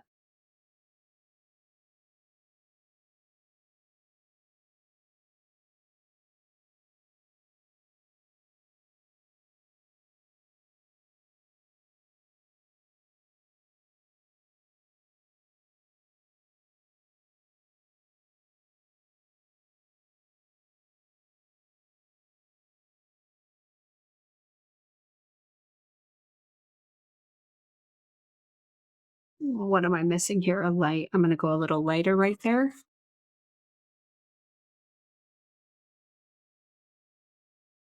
I want it to blend in.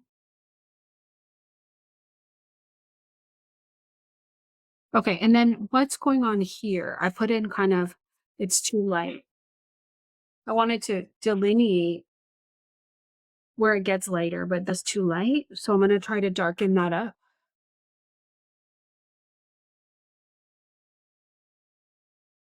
It's supposed to be gray.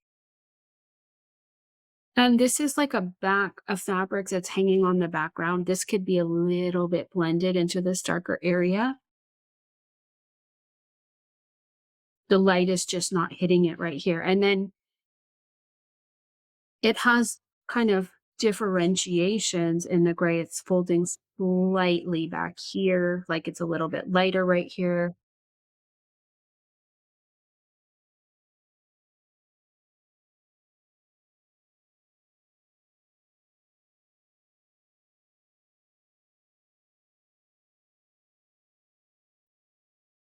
Okay, and then this needs to be a little darker. And then around the apple, I think it's an apple or a tomato, I don't know. I'm going to go a little bit lighter. Hold on. And it's a little darker over here. So I'm going to make my gray a little bit darker. I definitely want to get into this little crevice. That's not dark enough.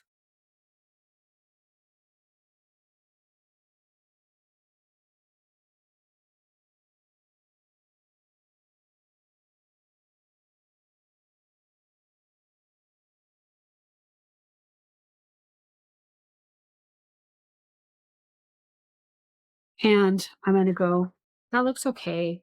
I'm going to go dark right here.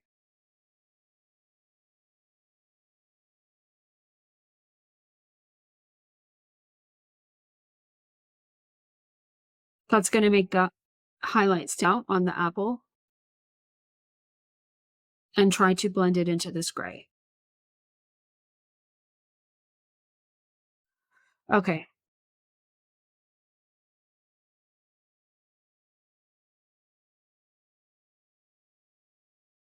Okay. Now, okay. I'm actually like, I don't think this is like totally perfect, but I think it's good enough for a glaze. The only other thing I want to do, let's take a look. I mean, it's going to need work in the glaze, that you can correct mistakes in glazing, but I think that's a good enough start. I just want to put a dark down here. So I'm just cleaning this brush a bit, getting a little more black. I just want to go over the dark one more time on the bottom, which I did on the top, but not the bottom. Like in this little area.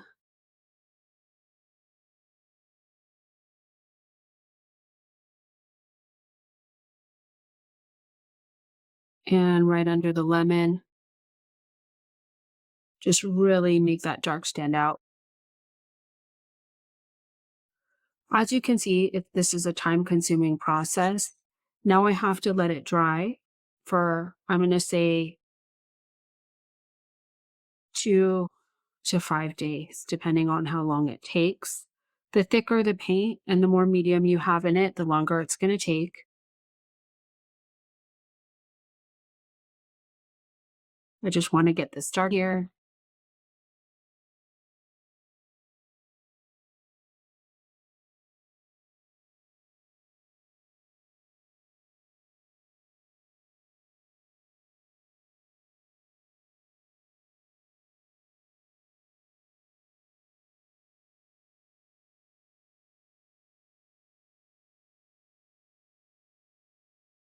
And then I'm going to have to let it dry for a couple days. I'm guessing about 3. But I don't want to come back in here with the glaze while this is in any way wet, because that's just going to totally muddy it up. So it has to be dry.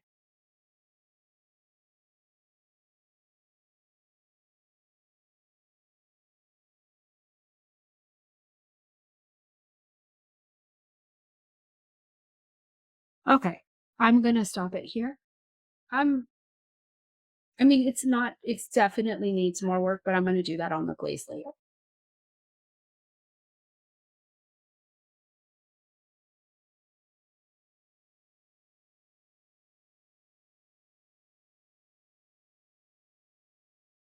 Okay. So I have my black and white painting that I'm going to glaze now. It's dry. I let it dry for about 5, 6 days. It's totally dry. And in here, I have water mixable linseed oil. Again, I use water mixable because it mixes with water. I don't like to use turpentine, but if you're using regular linseed oil, you need to use turpentine as the solvent. And I'm going to get, let's see, a brush out.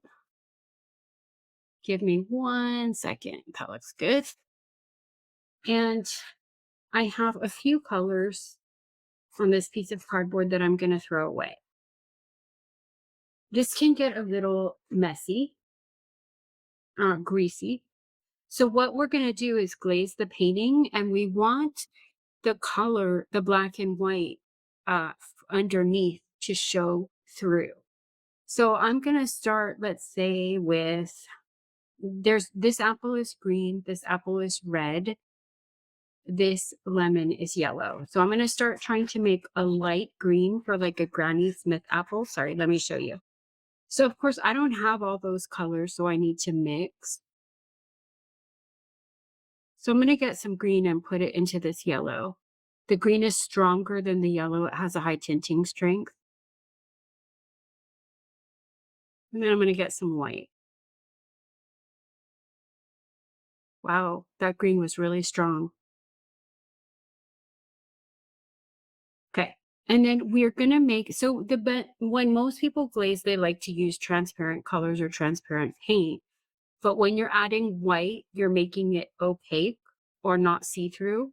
So when you, when you add the oil to it, it becomes transparent. So I don't really worry too much. Okay, so let's see how this looks. 1 second. Give me 1 second. Okay, so that's dark. That might be okay for over here, and that's too thick of a paint. So I'm going to put some oil on it. That's too much oil. So you're going to have to mess around with this. So why do people do this again? They do it because they work with value and color separately. And then they also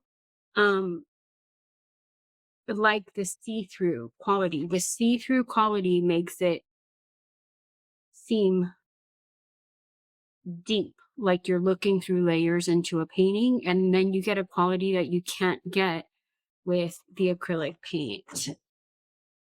That's not see-through enough. I'm just testing the paint out right now. I'm getting some more yellow. It's not really yellow enough.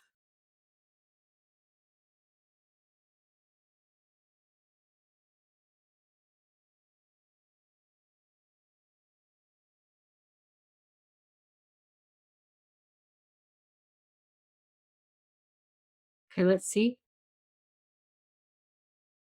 Okay, I'm kind of happy with that color, but that's not see-through enough. I mean, you could paint over the whole thing with paint, but you're not getting the effect of seeing the underlayer through the glaze. So let's try to, I'm going to get some paper towel. You don't want to make it too thin, like right here, up here, it's too thin and you can barely see it, but you don't want to make it too thick, like down here, because you're not seeing the black and white through the glaze. Okay, let's try this again. I'm just putting some oil on my brush and dipping it into the paint. Let's see how this looks. There we go. That looks pretty good. And when I said that you can make corrections, like if something you painted doesn't really sit right with you, if you feel like you made a mistake in your painting, you can just go thicker than the glaze and correct it with the paint. This is following the fat over lean rule. So fat means you have more medium in it. So the oil is the medium. So the oil is the fat, or whatever other medium you're using, wax or whatever. So you want more medium in each layer that you do.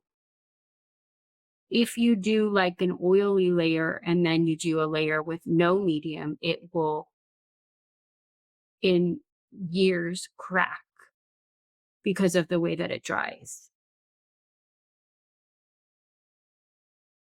So I want to see that painting, the black and white underneath the green. That's the goal for this painting. Kind of going a little thick with the green right now, but let's see what happens. I'm getting a little oil on my brush.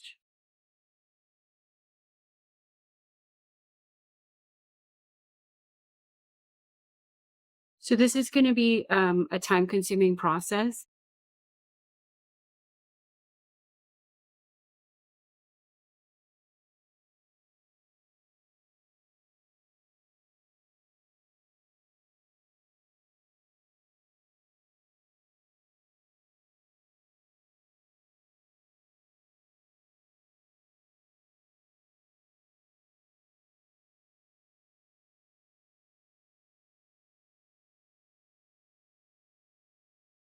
I may need to, I'm just going to get some more paper towel to rub.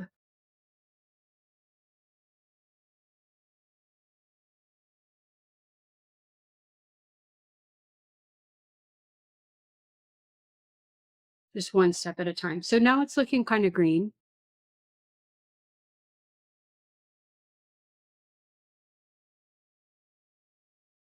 I'm trying to take my time with this. And I'm just getting a green coat on it that's semi see-through, and then I'm going to make adjustments. Like that looks a little too dark. Hold on.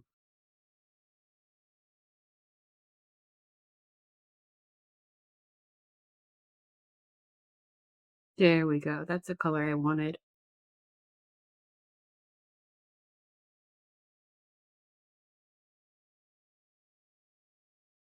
It's going to be a little hard to get used to, and it's going to be hard to find the right amount of oil to put in the painting.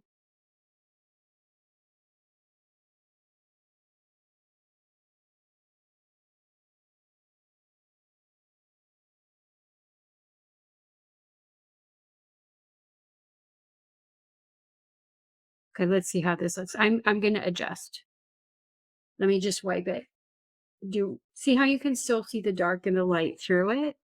That's what you're aiming for. And this is going to be really oily and take even longer to dry.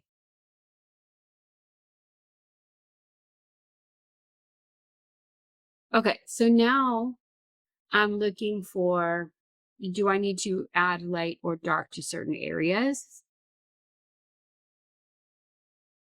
And yes, I feel that I do. So I'm going to get a little bit of white. It kind of overrode the white, so maybe I should have done a thinner layer. So it's okay if some areas are kind of see-through and then some areas have more um, thickness of paint on it. But you don't want to make the whole, you want to have like some of it, at least some of it see-through, because otherwise what was the point of doing the underlayer, right?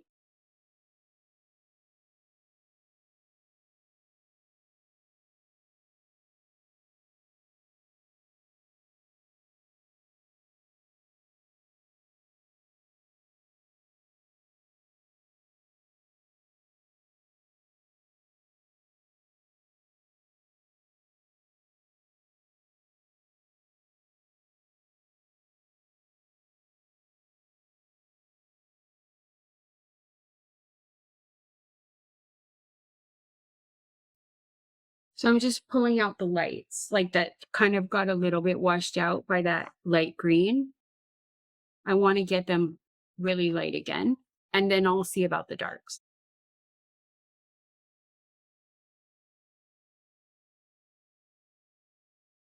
But I still want to leave, again, I know I've already said this, I still want to leave some of the underpainting showing. This is an old master technique.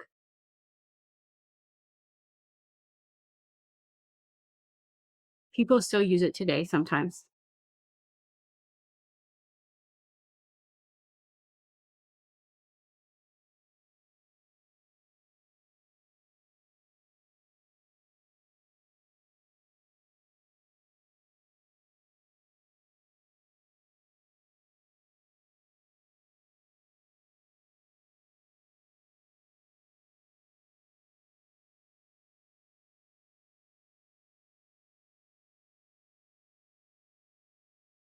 Okay. I I that was a light, and I'm kind of happy with that light, but I need to put in a dark. So I'm going to go with straight dark green. This is phthalo green. I think it's blue shade, but let me see if that if I need to put a gray into that. Let's see how that looks. If that's too, that might be a little too green, like it might need mixing. So what you're going to notice is that you have to mix all your colors a lot.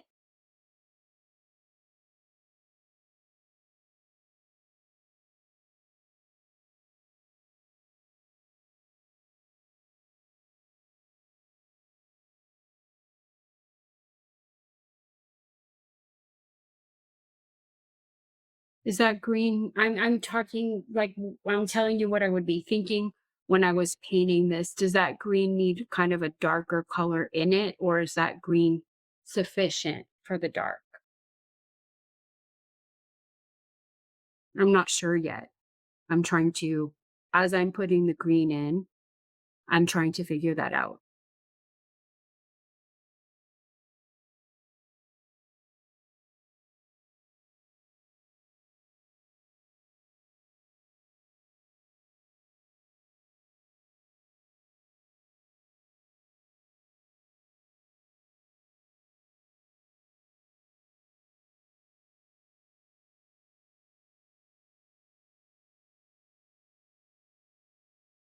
I think perhaps a little bit of a darker color, but let's just get this green in and see how it looks. Sorry.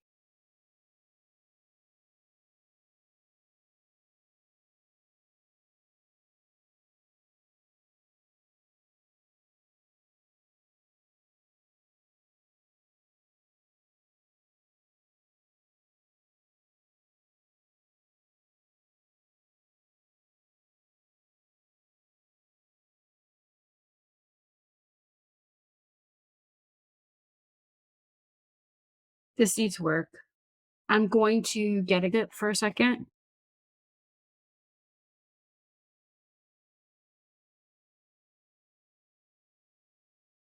and I'm going to just blend a little bit with the Q-tip.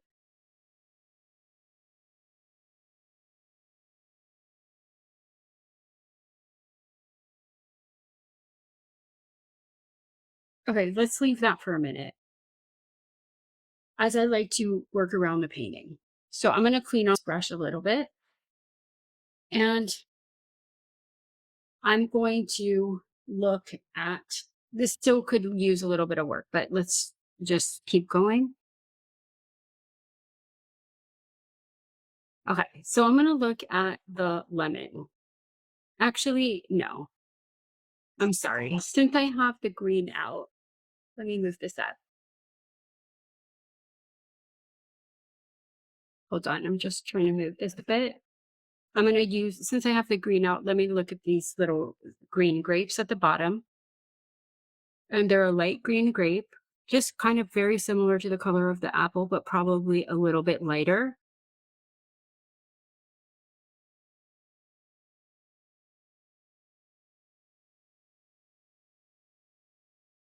And let me just get a light value, a coat, a light valued coat of glaze on it. So glaze is just the paint mixed, the oil paint mixed with a medium that makes it see-through. Some people who use oil paint use linseed oil and Damar varnish. There's a lot of different combinations. I just use the pure linseed oil and sometimes a little bit of water with the water mixable oil. This can get a bit messy. It's kind of sometimes a little bit hard to control, but it has a beautiful um outlook.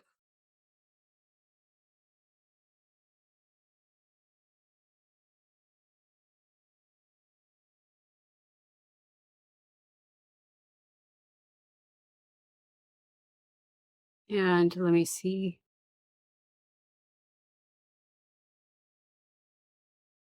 Again, this is the first coat. Got to get something on there to start with.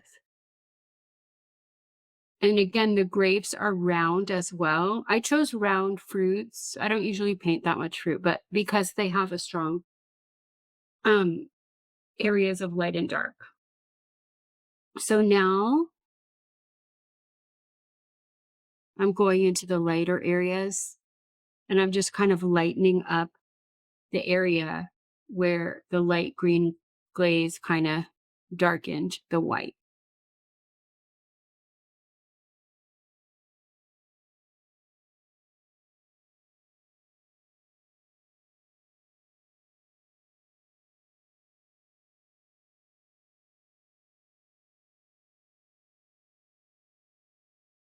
Sometimes it gets a little too oily to work with, and that's why people sometimes do a couple layers of glaze.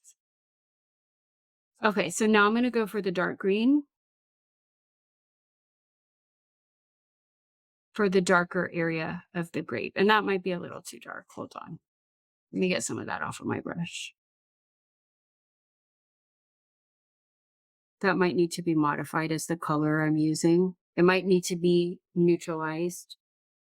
But I'm just going to start with this. You have to start somewhere. And then as you work around the painting, you can make adjustments.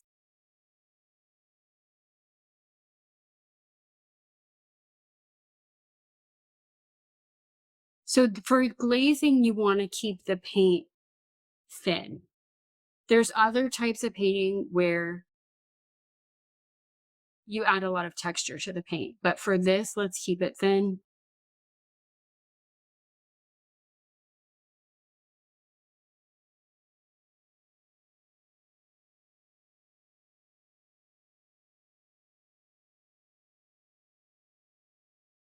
Okay, I'm going to get my Q-tip, hold on, a little blending.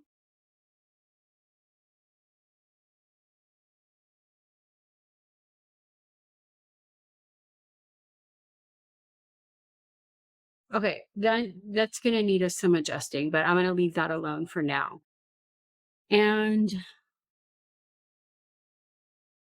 let's go for the lemon. So I'm just going to get some yellow out because I muddied up my yellow with green. And I'm going to clean this brush. So I'm just dipping it in water and wiping it with a paper towel.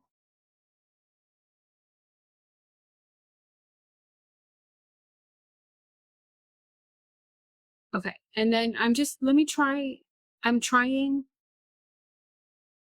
me just get all the green off this brush. I don't want a yellow green for the lemon.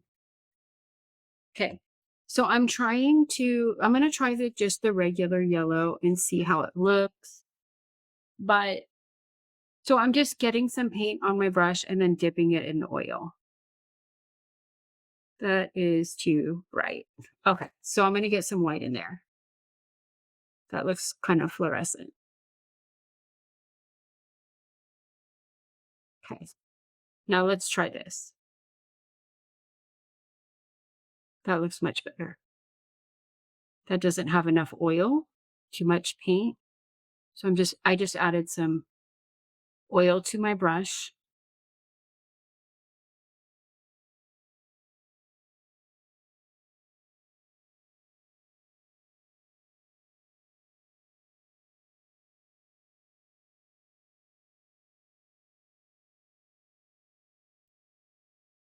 That's too thick of a paint. Hold on. I'm getting a little piece of paper towel. I mean, you can go in that direction, right? But you want to, I mean, for the purpose of this, I want to have the black and white paint showing through the glaze. Um,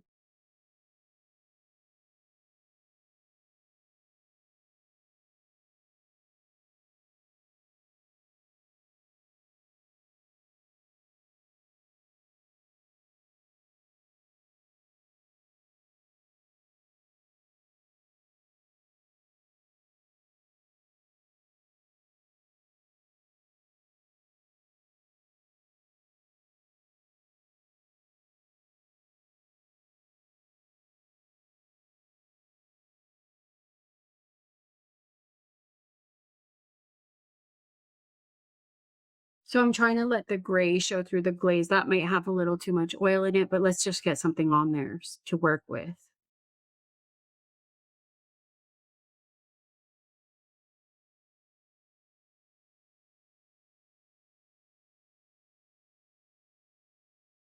Just to get started.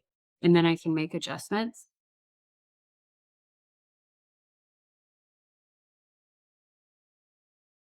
It's like a layer of colored film over the black and white painting. And again, this is to help people see values and color. Sometimes people have a hard time when they start working in color and trying to get the values. So you can separate, and it also makes jewel-like layers where you're seeing through the, so it looks like a deep, um, you're looking deep into the painting. That's why, and if you do multiple layers of glaze, it's just a really nice effect. And that's why people really like the oil paint so much. I'm going to rub this with a paper towel.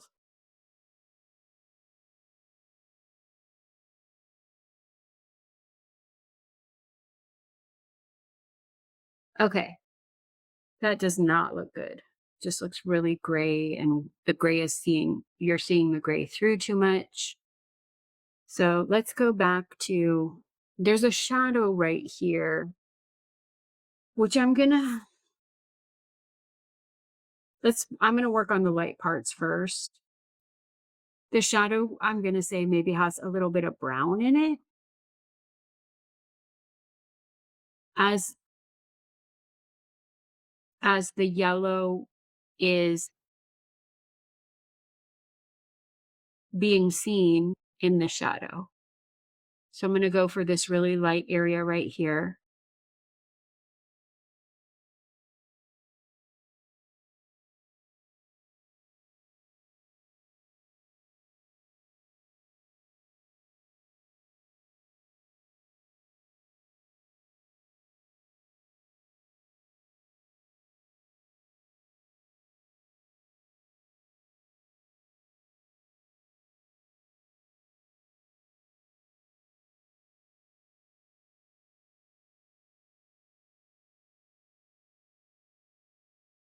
I'm just trying to lighten up the highlight. And if that becomes thicker than the glaze, that's okay.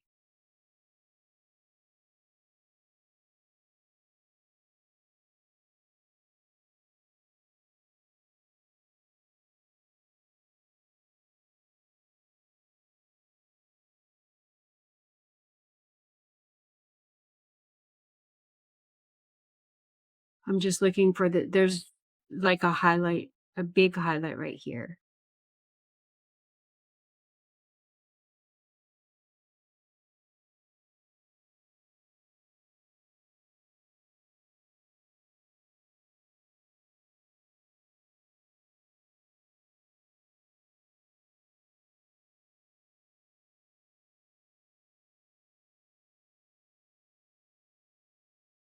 Okay.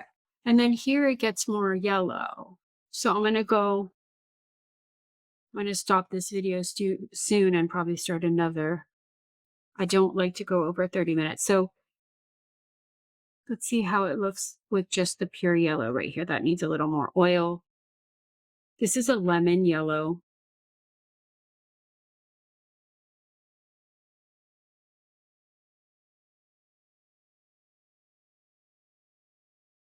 It's kind of, this lemon is not as glazed as the apple. The paint is thicker because I'm kind of struggling with the yellow is like, so just like when you paint with yellow, when you put a black into it, it kind of gets muddy and yucky.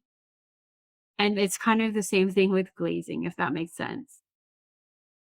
So you want it, so that's why I'm using the paint in a thicker way. It's because the gray is looking kind of ugly through the yellow, whereas it looks kind of like pretty nice through the green. Give me 1 second. I'm going to rub.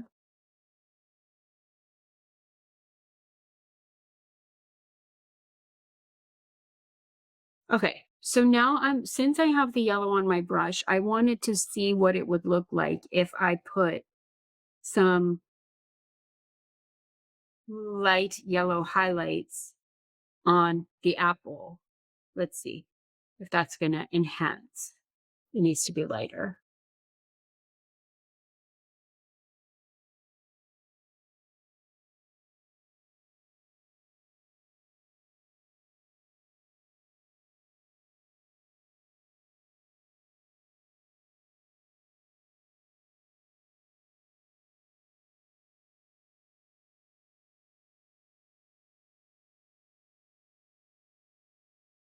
That's really nice. This one needs a little bit of work, but as I said, I'm going to work around the painting.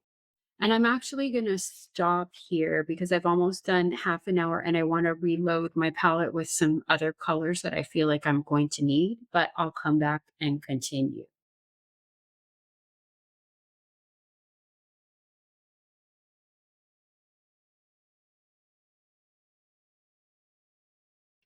So I got, let's try out, I'm going to try out a darker yellow for the shadow on the lemon.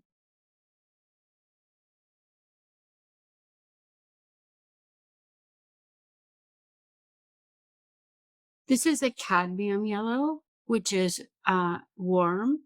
And the lemon yellow up here is cool. I'm going to add a little bit of brown to it and just see how that looks. I'm going to start with this for the darker part, but I may need to neutralize it with a bit of gray. But let's see this if I try this. I need some more yellow in there.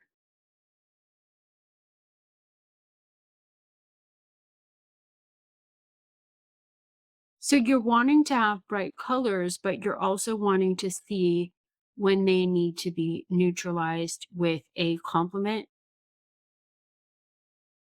or with a gray. Even white and black are neutralizing colors.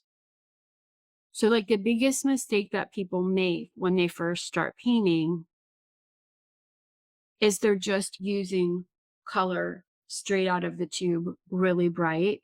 And sometimes you want to do that. That's not bad, but you want to be able to neutralize when you need to so you can make areas of bright color stand out. Let me try this. I don't know. I'm not really like, I'm not too happy with this lemon right now, but that's a part of the process. You work and rework and rework.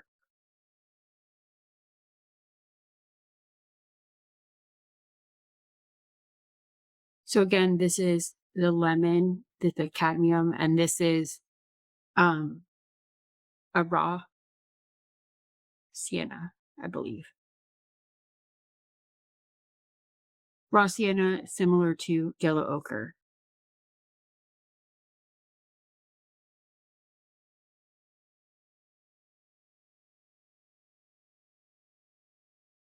I really don't like the way this lemon looks. So I'm going to leave it alone for a minute and come back to it. It's just too, I don't know. The yellow is really hard to do over the gray, so I'm having trouble with. So I'm going to go to this apple over here and I'm going to get, it's kind of a deep dark red. So I'm getting a little bit of magenta. I could also use alizarin crimson and I'm mixing it into a cadmium red, a dark one, not the light one. Okay, so let's see how this looks. Again, you're always testing out.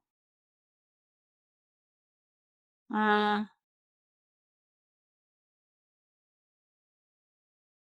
gonna add a little purple in there. It's a deep dark red apple. Let's see how this looks.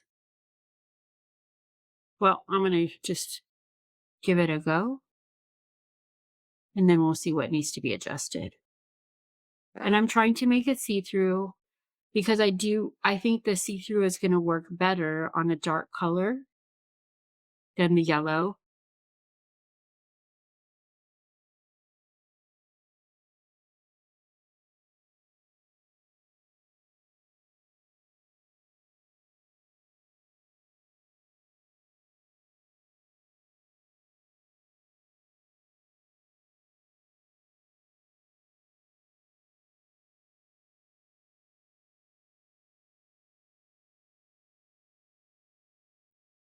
And that red is really complementing like the kind of yellowish green and the yellow next to it. There's also some areas of white. I'm going to lighten those in a minute.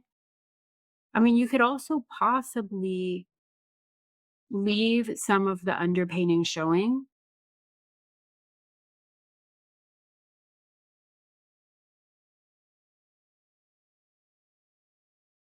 I'm just going, I mean, I really should have gotten probably an alizarin crimson for this, but let's see how this looks, which I didn't bring out because it's like a wine, a dark, deep wine transparent red, but I don't use it that much because it's so dark. But I think it would work well for this apple. But let's see what I can do with this.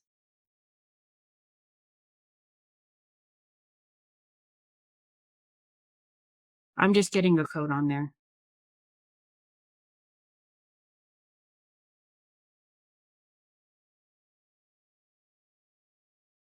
I don't want to put my hand in this because there's oil everywhere. So and you're going to have to let it dry for like maybe more than a week now because there's so much oil on it.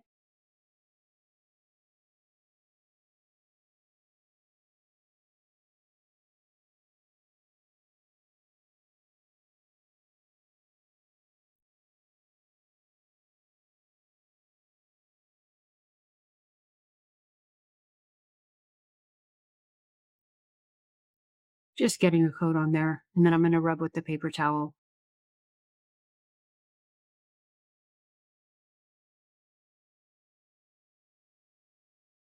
It's hard to find a balance between too much paint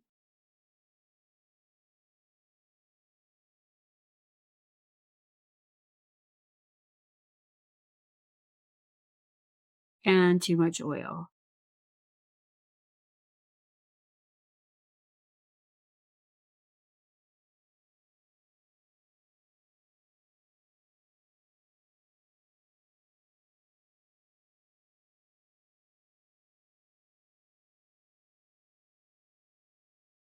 Can I rub?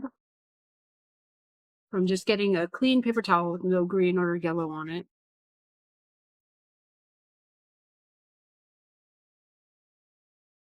And I'm just getting some of that material off of there. You can also rub with a Q-tip. Cotton ball. So I've seen people use like makeup things to apply makeup as well. I've never tried that. Okay. Now it has some highlights. So I'm going to get some white.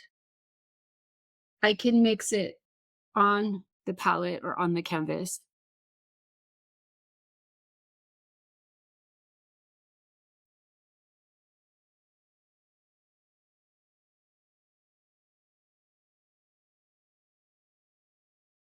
And I don't want it to get too thick. I'm kind of recreating, in a way you're recreating sometimes if you have to add the lights and darks, what you did before, which seems like a lengthy process, but you'll be happy with the finished product.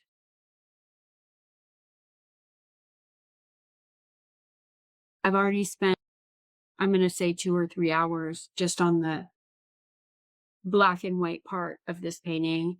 And now I'll probably spend another 2 or 3 hours on the glaze.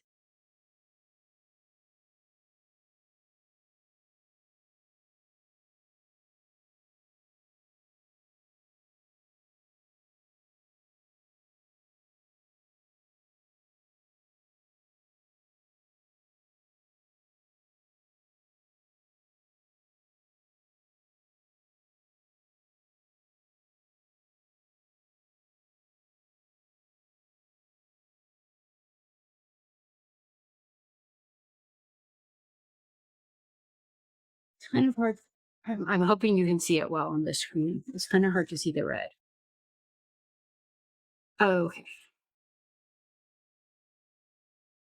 I'm just doing a little blending here.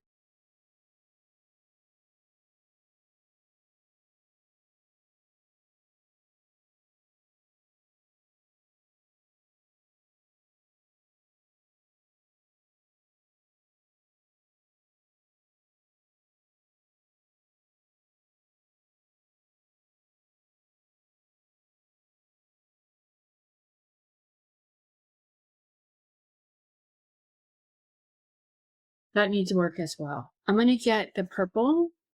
So I'm using, for the dark, I'm using right now, it may change later, a dioxazine purple.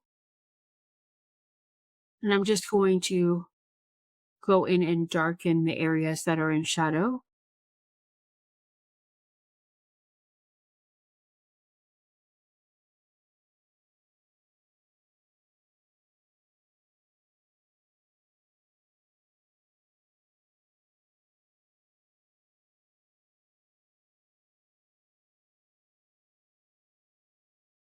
Just to give it a little, I want to make it look round. So, I mean, the reason again that I chose fruit was because it's round and it has a lot of shading and a lot of color.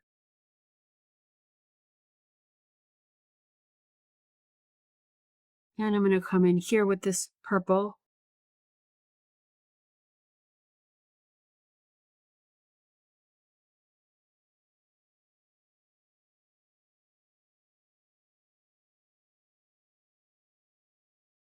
And I need to work on this apple, but it is darker over here as well. So I'm just moving around the painting. I want to get a lot of stuff down before I go in and make like minute corrections, right? Like I don't want to just like focus on the apple for an hour. I want to get my colors in because it's going to help me see how things relate to each other and what I need to do to, adjust. So let's move this down.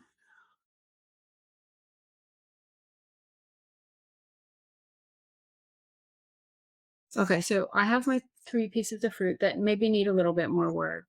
I'm actually, let me get a little more white on that. Hold on.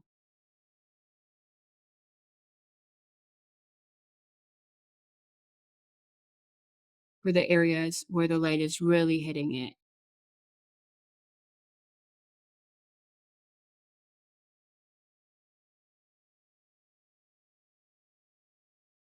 So it takes a really long time to kind of mess around with this. If you've never done it before, it's going to take a little bit longer.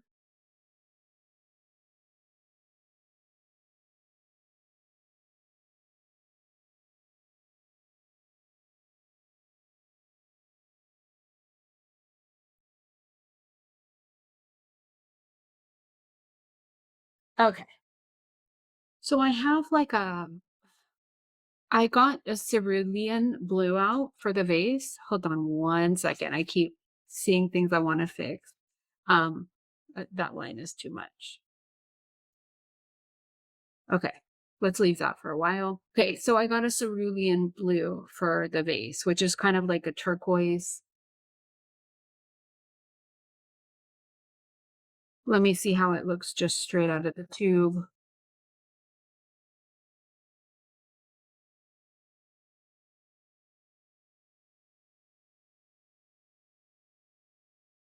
Hold on.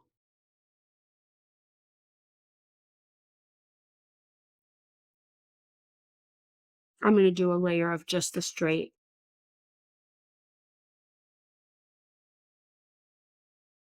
So there's like a piece of cotton on there. Hold on. So I'm just using straight cerulean blue, which is kind of, it's not a bright color anyway. It's kind of muted.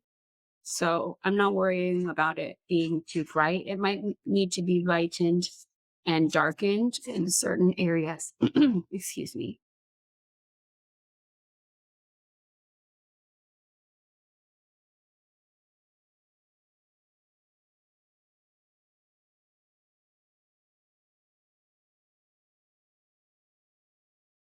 But I'm just going to get this on. Seeing some a little bit of remnants of red in the brush, but you know what? I don't, that doesn't bother me so much. Sometimes I think it makes the painting more interesting.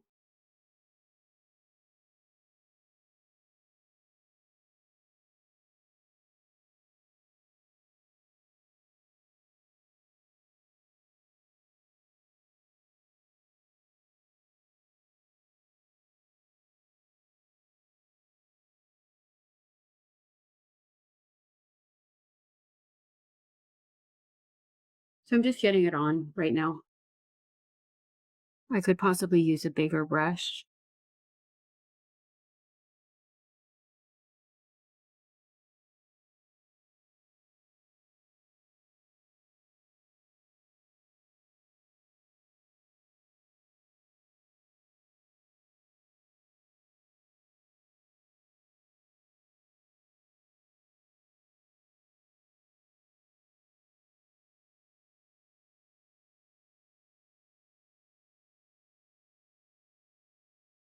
Getting some of this on. And then I'm again gonna rub it. It's actually a really nice color. I don't really use it that often. I usually use ultramarine, but this vase is definitely not ultramarine. It's like a color for sky, maybe possibly for ocean.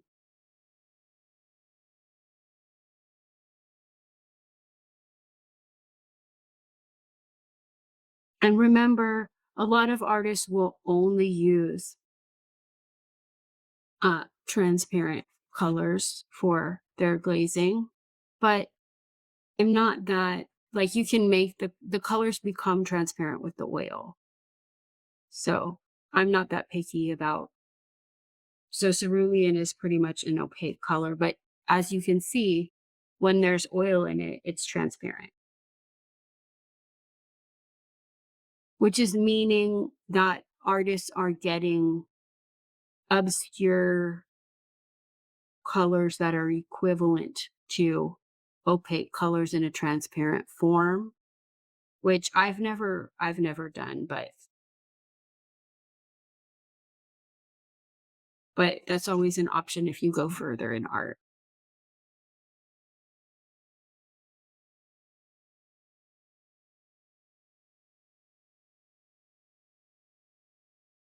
which are probably more expensive. So I would just start with these and see um, what you like and don't like. And if you want, as time goes on and you want to continue, you can get more expensive products.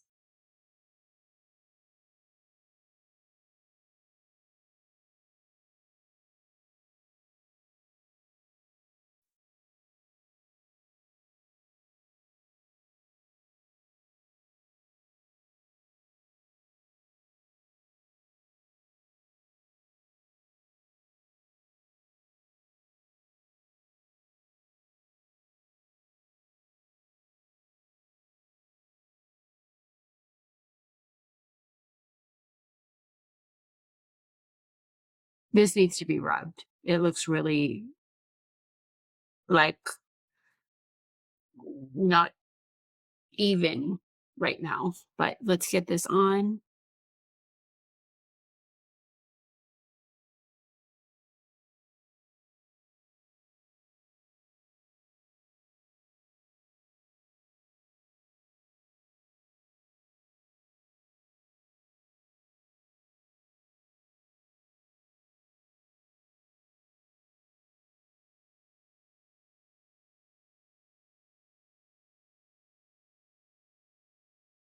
And I need to do the background colors as well after I do the orange. So the top is an orange.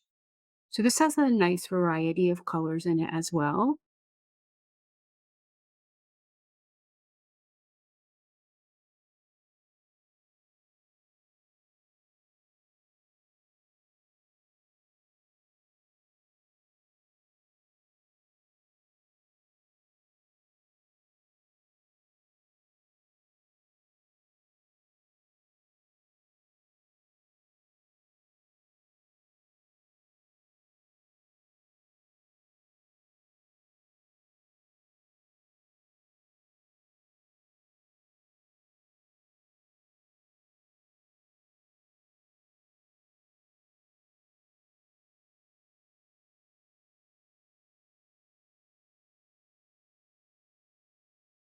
Okay, so now I'm going to rub it with a paper towel.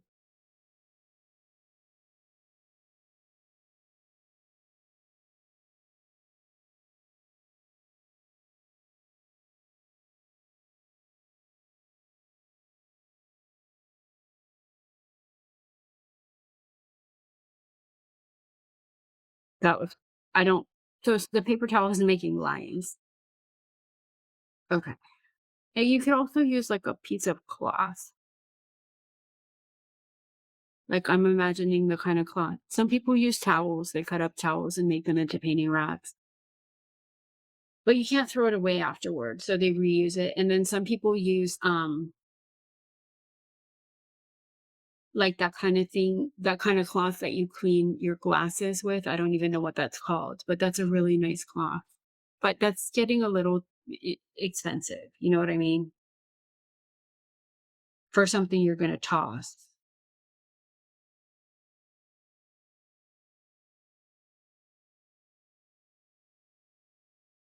Okay, so now I'm looking.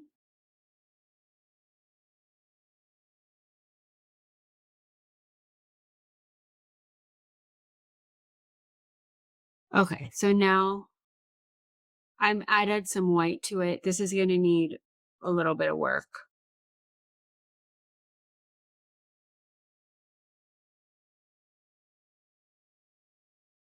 I'm looking for the highlights. So by all means, if you feel like the glaze is like messing it up, you can go thicker, which is what I'm doing here. Because the glaze I applied was too see-through. Again,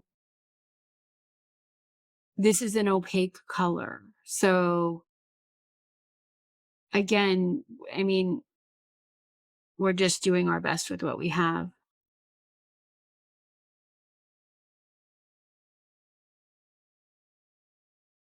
So if some areas aren't totally see-through, that's okay. As long as you're trying and working with glazes and getting the hang of it.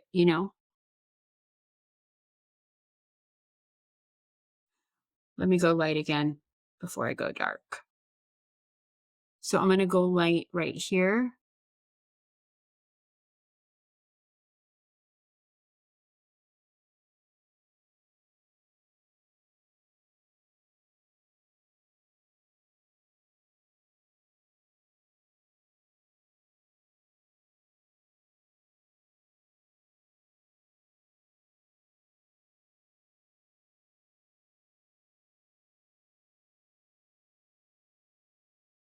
Okay. So I worked on this. Let's see. Why is it no?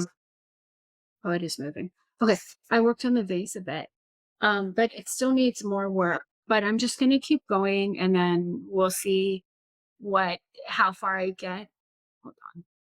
And if I want to wait for areas to dry. So now I'm going to work on the orange.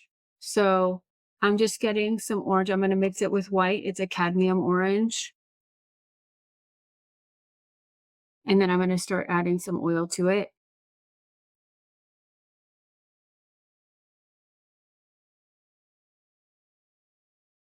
That needs more oil. And this is also, the cadmiums are opaque.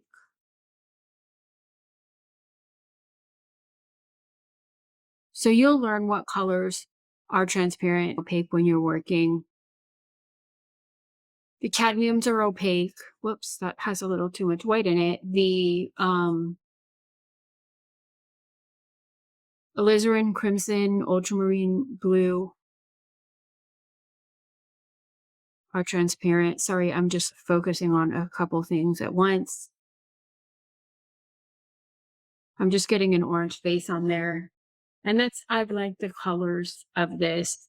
So the blue and the orange are complements. The yellow and the purple are complements. These three are triadic. So there's a lot of harmonies going on in here. One second.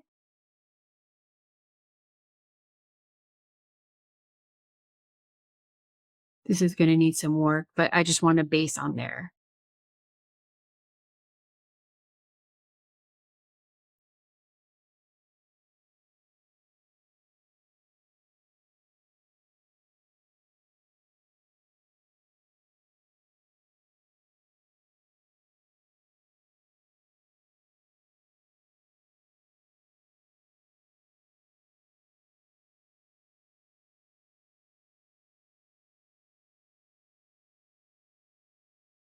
Okay.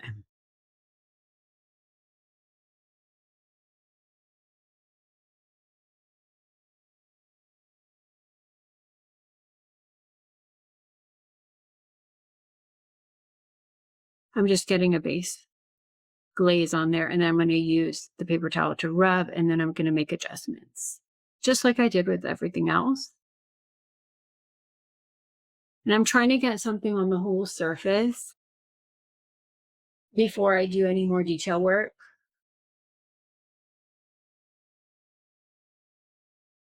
So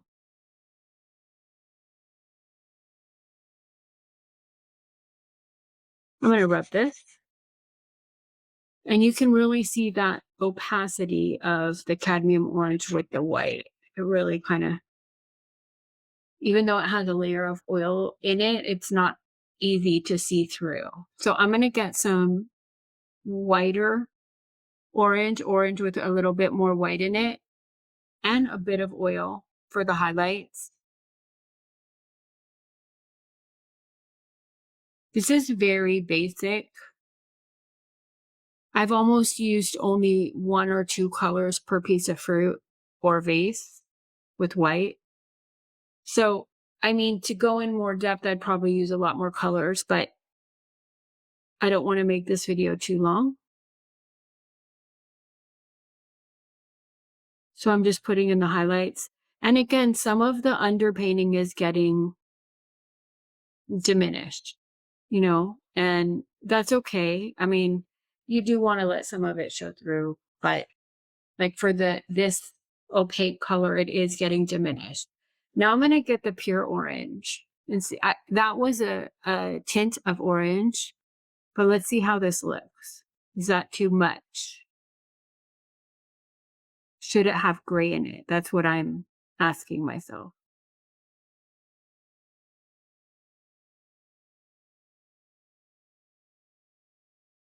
I don't know. Let me try a little bit of the cadmium red light. So cadmium red light is orangey. This was cadmium red. The apple, sorry, was cadmium red deep with some magenta and some violet in it. And then this is cadmium red light is like in a really bright kind of red orange color. Oh, I like that.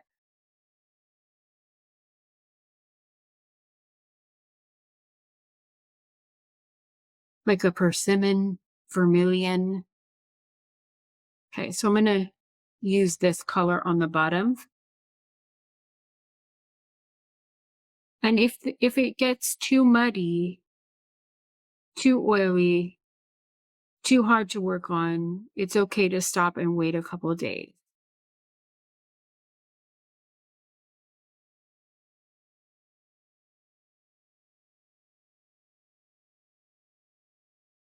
Over here, it's darker though. So I'm going to put this in to start, but then I'm going to add something to darken it.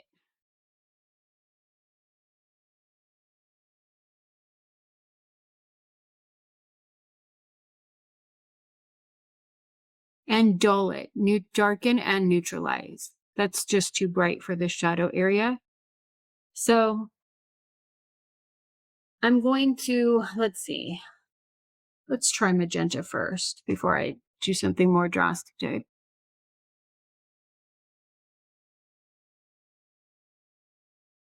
It's pretty dark over here. I'm going to try a little bit of purple, which is dioxazine purple. There we go. So the orange the glaze kind of muted out the shadow area. So I want to put that back in.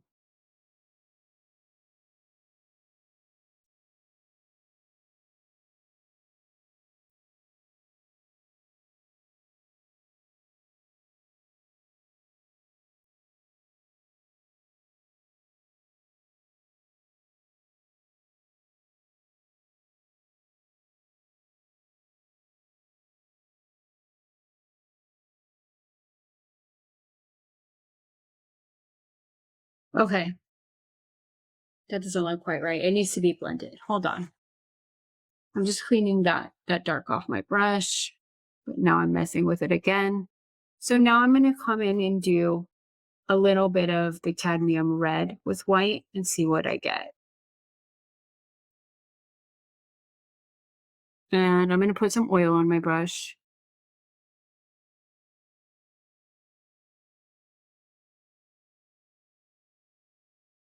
It's a little hard to blend with the oil because it's a bit wet.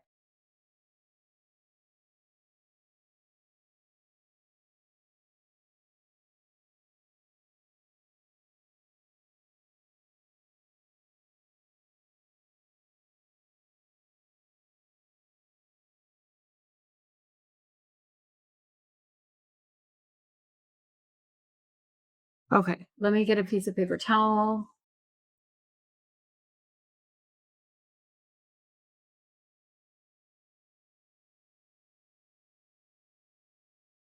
And I'm just blending with the paper towel. Okay, now I'm going to look at this fabric. It's kind of like a beige-ish color with a little bit of violet. So I'm going to mix some white with, let's see how just the violet looks. I don't know if I want to put beige in there. Hold on. I'm actually going to go, so for this really dark area, I'm going to go with just pure violet. Hold on, I'm going to clean my brush off. And that's going to really make the back, like the dark pop out. So I'm going to go with pure violet right now.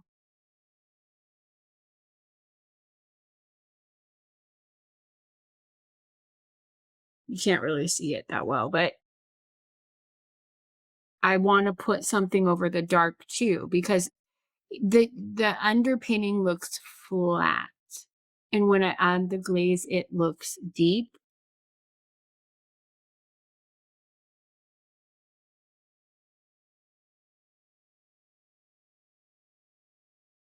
So that's really going to make it look like a deep dark.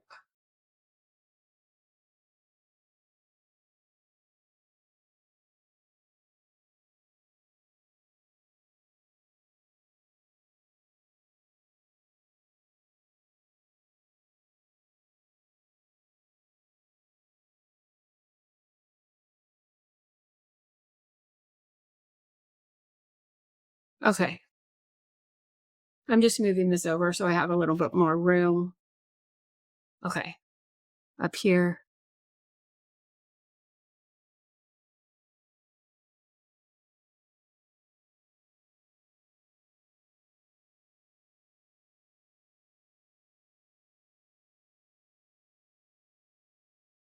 I mean, you could possibly have color on a background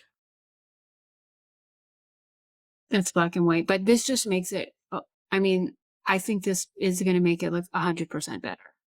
So the dark is over here too. So I'm putting in that dark.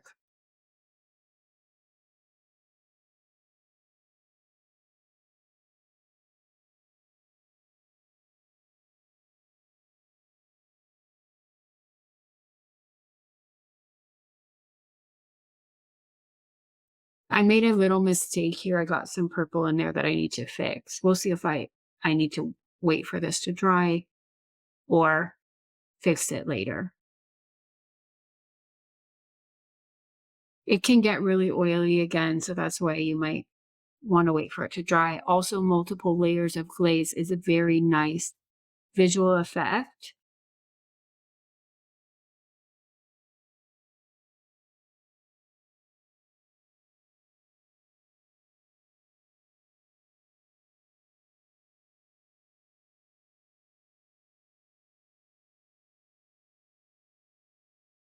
Okay, there we go. For the bottom, I'm probably going to do like a brownish color, but we'll see. Let me work on the fabric first. Okay, so the fabric, let's go with just a light violet. Let's see how that looks. I'm just using the same color, but I'm adding some white to it. The violet is the darkest color, so it's very dark. So, oops, I should have gone dark. Well, let's see. Let me go here and then I'll go dark right around the vase. So the violet is some semi-transparent on its own, but when I added the white to it, that made it okay.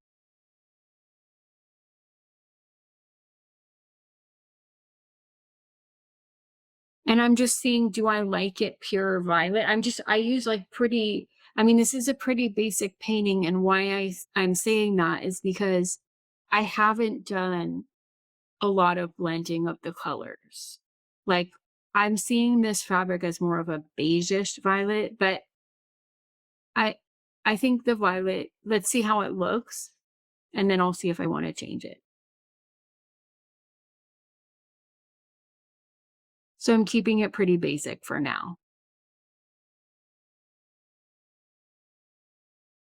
That's a little, that has a little too much oil in it. I'm going to go back to the dark. Hold on. And I'm going to go right here. And then that's really going to make this vase and the fruit pop out because it's even darker than the black I used.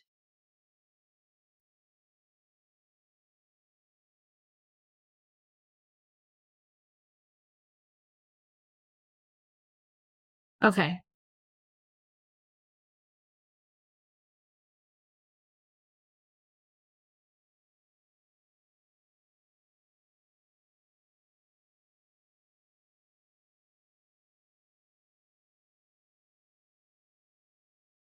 See how that makes the vase really stand out. And I'm going to do that right around this orange at the top as well.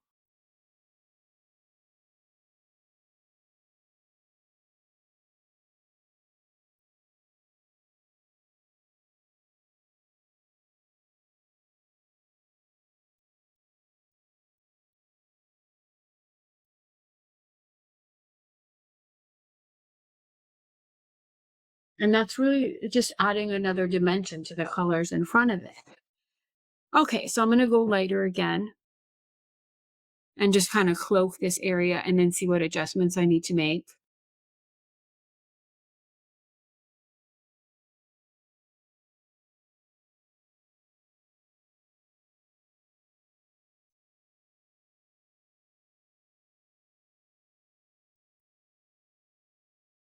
I need to enhance the lights, but I will do that in a minute. And I need to blend that.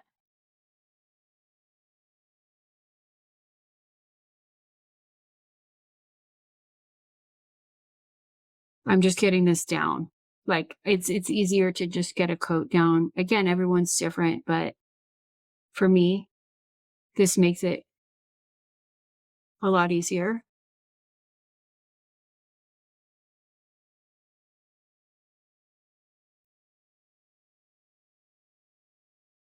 That had too much paint. So sometimes there's too much paint, sometimes too much oil. You just have to kind of mess around with it.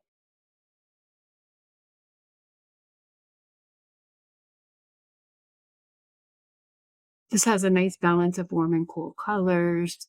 And again, if I was going to be more sophisticated in this painting, I would have lots of different colors in the vase, lots of different colors in the orange, lots of different colors in the apple. But I'm trying to keep it simple just because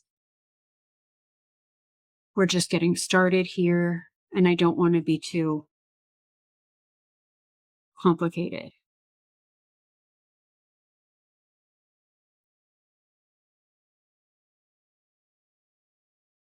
So I'm just getting a coat on here.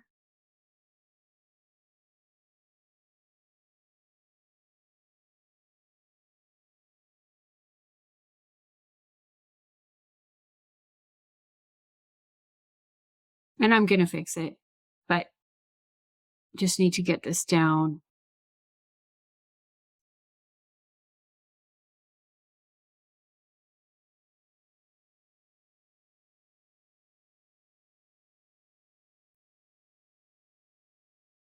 Okay.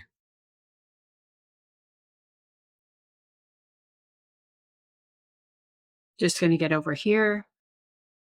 I know this is kind of tedious, but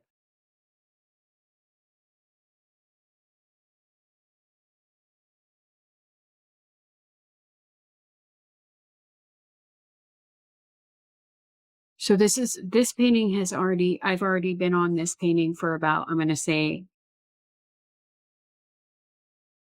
3 hours at least. So a coat of the mixed, I did I did a drawing on the canvas board. Then I did a coat of the mixed black.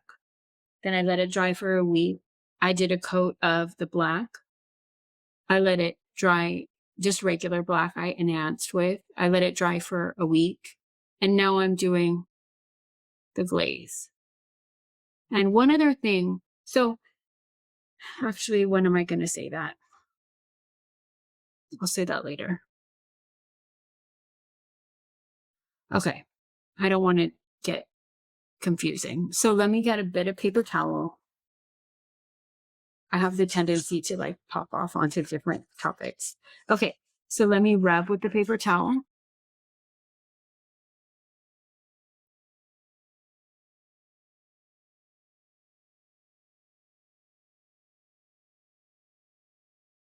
Okay. Now I'm going to enhance my lights. Oh, that got a lot of weight on that brush. That was a little too much.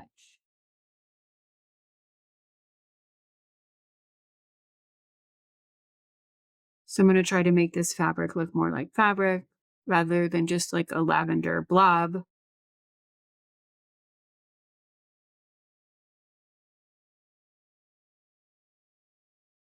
By putting in the lights and darks.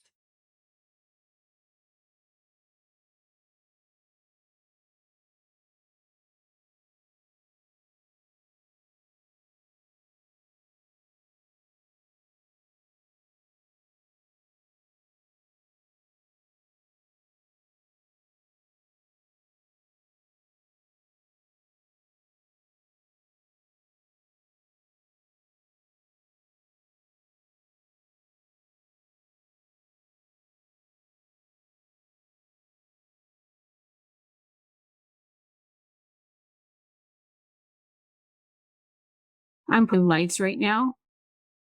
And I'm kind of, getting rid of some of the painting, which I worked like on for like 3 hours, or 2 hours at least. So, I mean, I'm trying to discern whether I want to do that, like, because I do want to let some of it show through.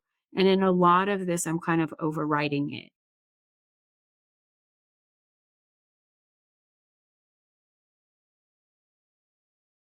And in that case, it's not totally lost. You're still using it as a guideline, right? But you want to kind of let the beautiful values of the underpainting show through, which I still see some, but maybe not as much as I would like. So you have to find a balance. Sometimes it can be too dull, right? You're not getting the brightness of the color that you want. Okay, let's see. Oops, I got some paint on the table.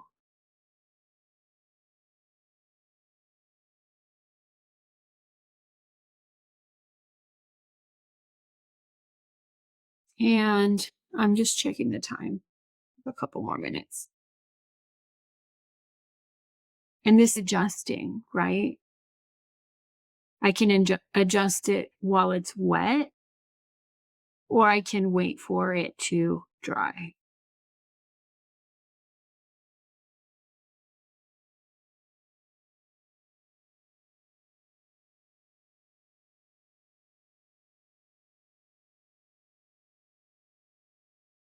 I try to do as much as I can while it's wet and then do some while it's dry.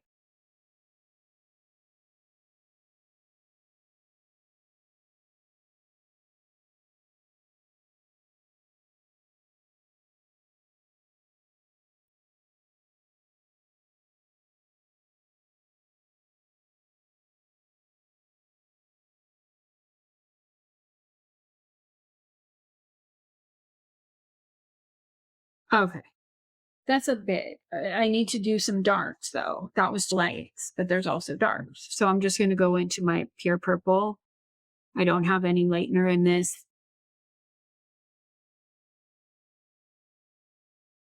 And I'm going to try to put that in certain areas to make them darker.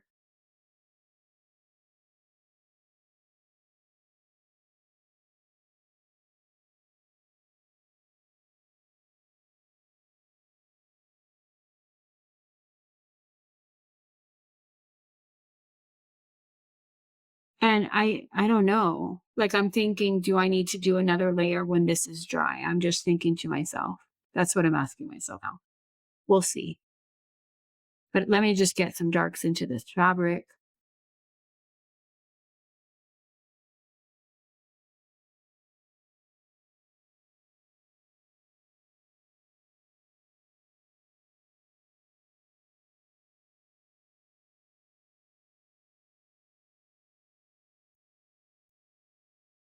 The fabric could use a lot of work, but I'm just doing the best I can with the time that I have.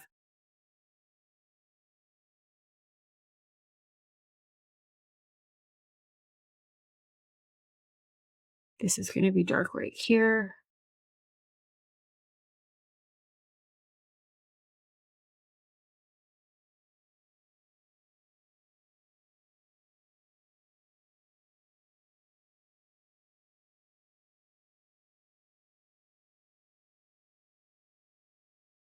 It's very, very wet and oily.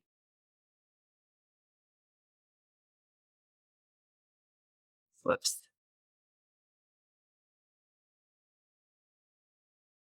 Some people are really good with just doing a wet on wet painting. I sometimes let it dry and do subsequent layers. It just sometimes gets a little too like messy and muddy for me to work with.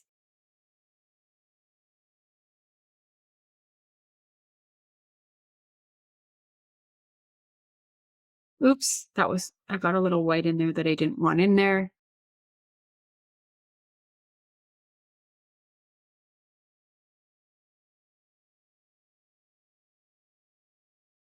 And like some of like here where it's really see-through, what's bothering me is that it's kind of dulling out the color. So it's making it a bit too gray, which is why I kind of added a lot of paint, but you can still see it to some extent. So it's not the total loss of the underpainting. I'm adding it slowly.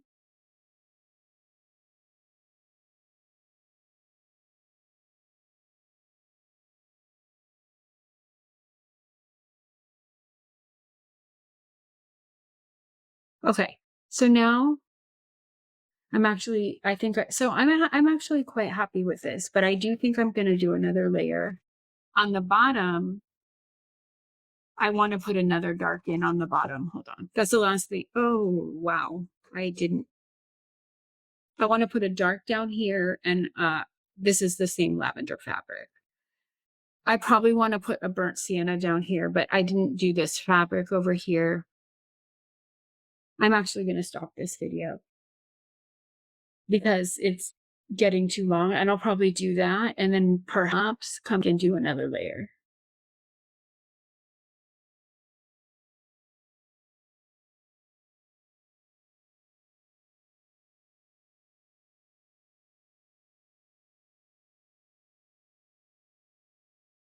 Hold on. Let me try to get this to focus. Okay. All right. So this is probably going to be the last layer I do today. I did the fruit. I need to work on the vase, the orange, and the fabric. So I'm back to the vase. And I'm going to try to put in some cerulean blue. Sorry, just 1 second. Okay, so I'm going to get some cerulean. It's actually been like maybe like an hour in between the last time I painted this because I was having trouble recording, which is kind of good because some of this dried up a bit.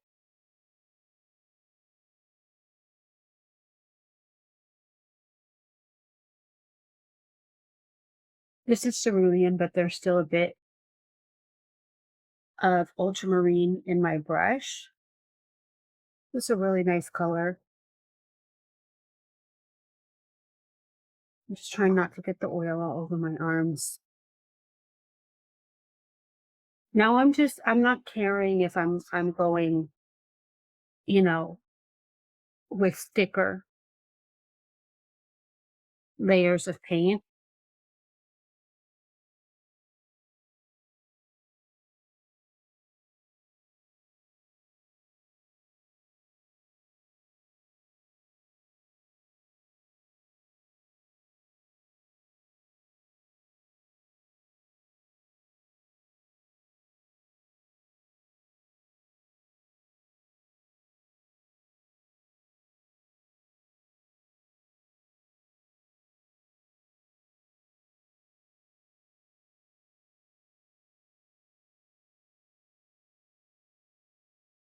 I like both. Excuse me. I like both thick and thin paint. But in some of these areas it was really too thin, so I'm just building up a bit.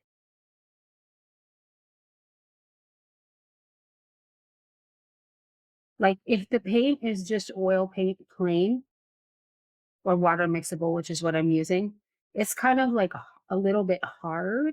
And then when you add the oil, it's like kind of juicy. So you will see which is you can work best with. And sometimes it's a variety of a mix.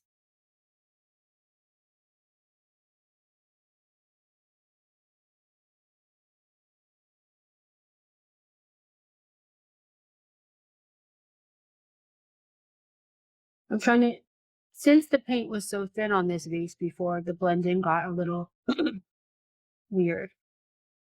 So I'm just trying to clean it up a bit.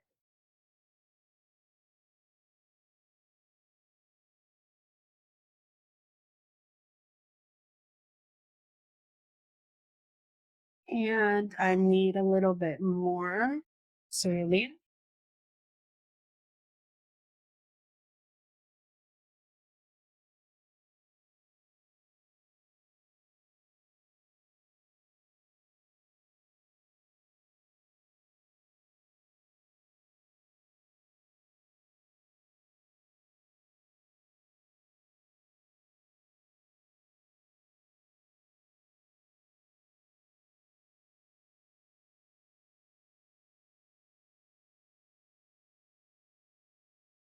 And again, I mean, I'm trying to do this. I could spend literally hours doing this, but I'm trying to do it as fast as I can for a demonstration on video.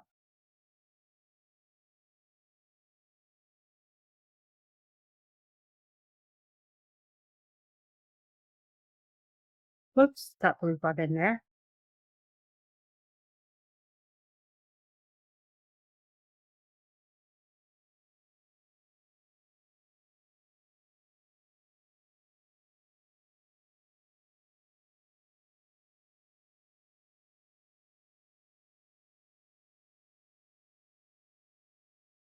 So now I am building the paint up a bit thicker. It's not really um like textured, but it's just a bit thicker for the quality of the paint. Okay, let me get into my white.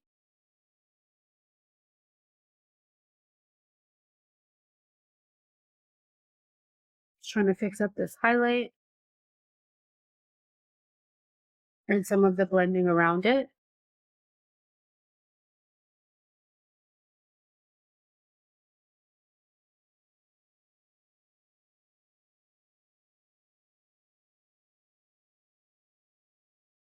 And I'm going to do as much as I can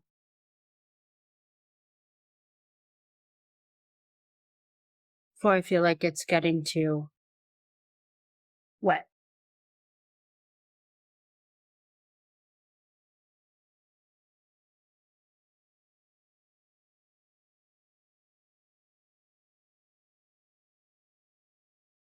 Now that has a little bit of a nicer blend to it. And I want to go back into the orange. So I'm just going to get this blue off my brush. I'm going to leave that alone. I think I'm done with it for now.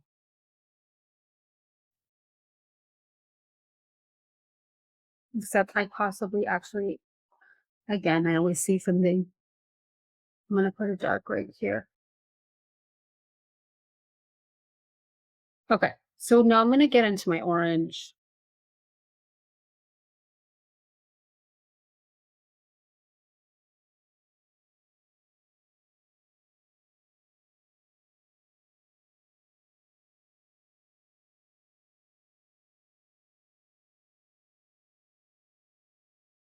I'm going to go with cadmium red. Light right here.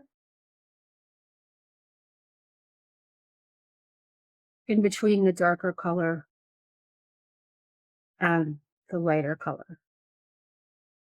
The darker color needs to be darkened.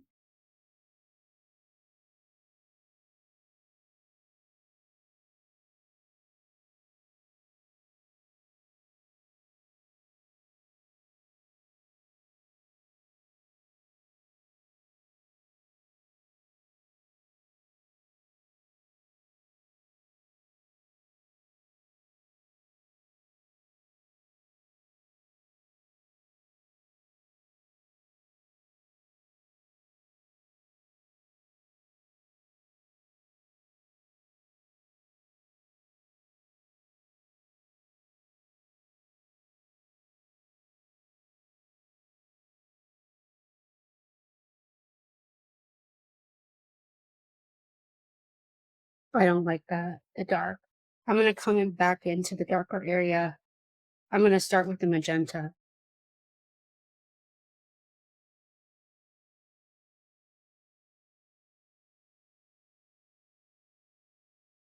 And then I'm going to pull in a brown.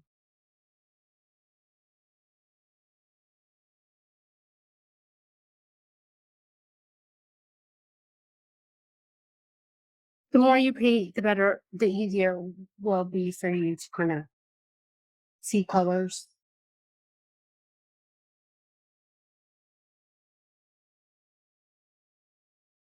Let's try this. This is too red. I'm going to, no, that's not. Okay, let me do, so the complement of orange is blue. Right, so I'm gonna just pull in some blue here because I want it to be dulled and darker. So I'm pulling in some ultramarine. There we go. That's much better. I have too much on my brush, so I'm wiping it off.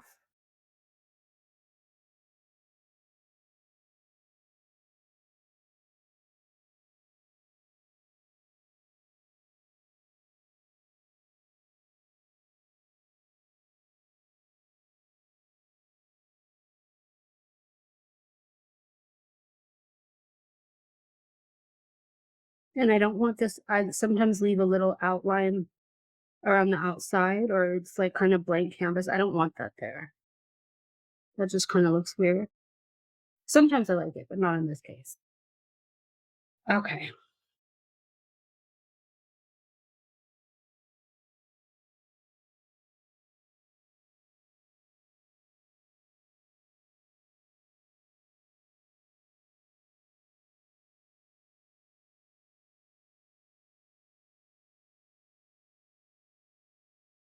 All right, let me clean off my brush. And I'm gonna try to blend a little bit more. And then I'll probably do a little on the fabric and then I'm going to leave it. I may come back in a week or so, but I'm not sure. So I'm going to go back to, I'm actually going to get, oops, that was dirty. I'm going to get some yellow with white. No, hold on. Again, you try things and sometimes they work and sometimes they don't. I'm going back to pure white.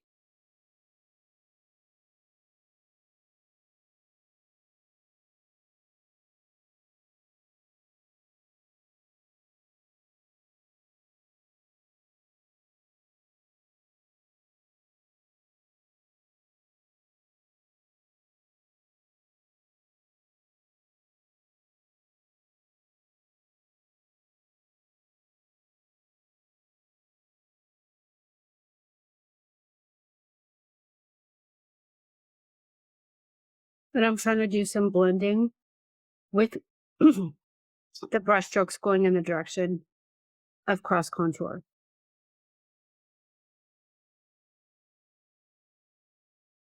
Now, is it okay to have loose brush strokes like that? Yes.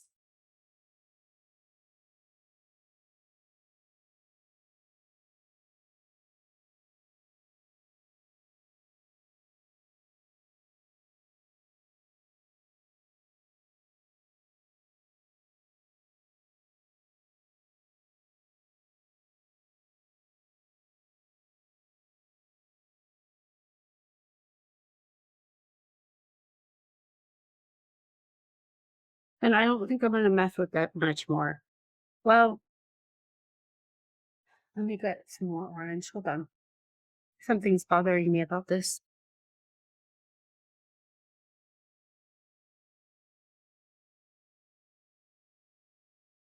Let's get some cadmium red light and bring this up a little bit more.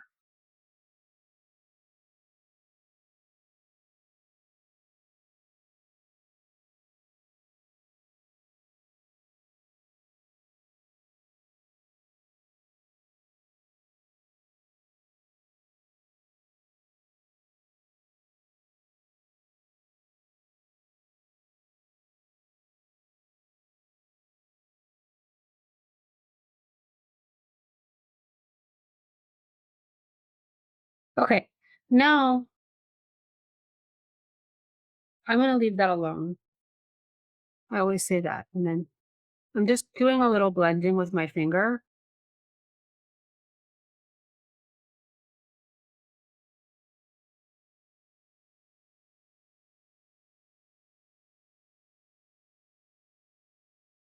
So you see how much time you can spend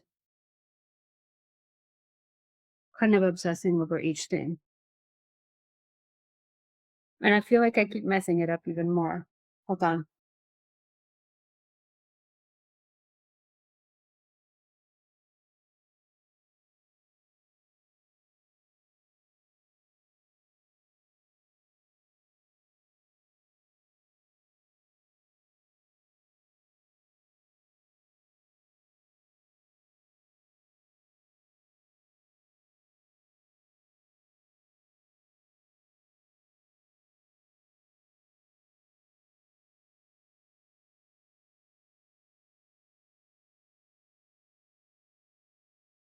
I'm just going to go a little darker on the top.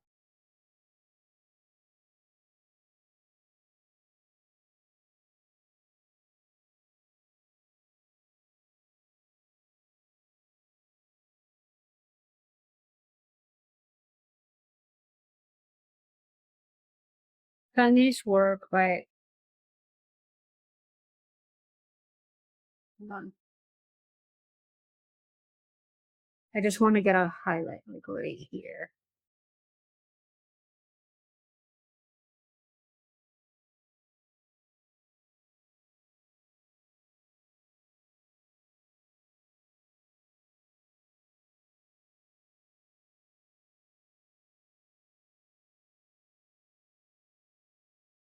Okay, I'm going to leave it alone. And I'll be back like in a couple weeks to kind of mess with it. Keep seeing things that I want to fix. I'm being kind of weird right now, but that's how I am when I'm painting.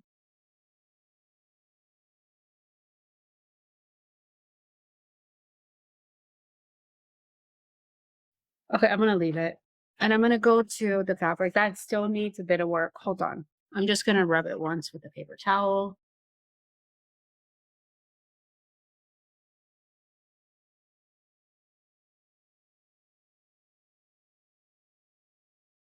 Not that much. Okay, I'm gonna leave it alone before I go crazy getting obsessed with it. Okay, all right. Let me look at the fabric for a second.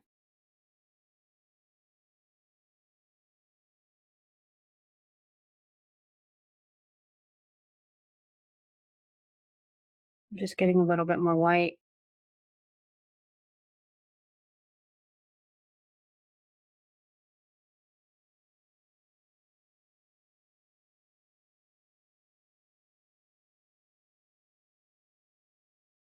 Alrighty.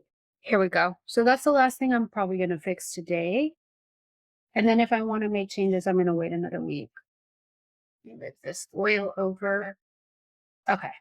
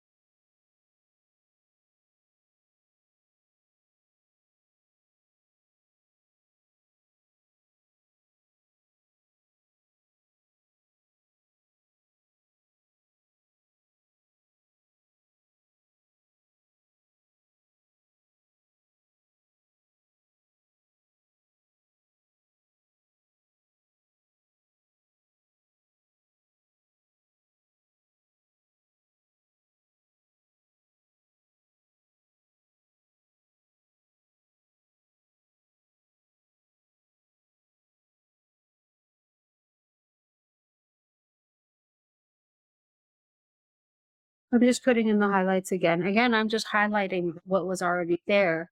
I'm making the paint a little bit more nice and I'm doing some blending.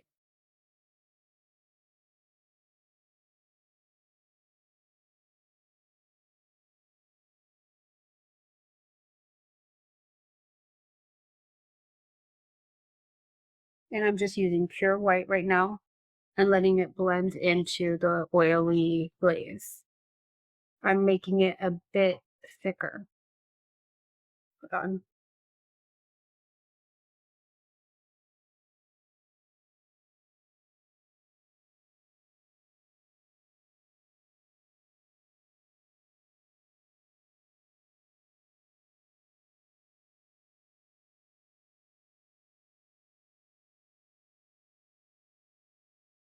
This painting is like really, really oily. It's going to take a while to dry.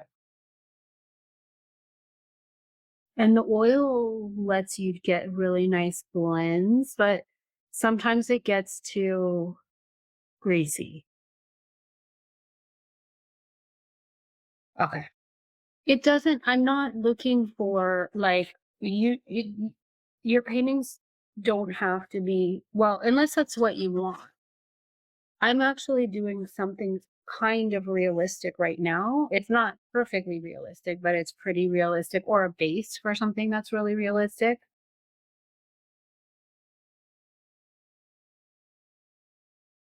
But, and it's good to have that skill. But some people like to paint in more abstract ways.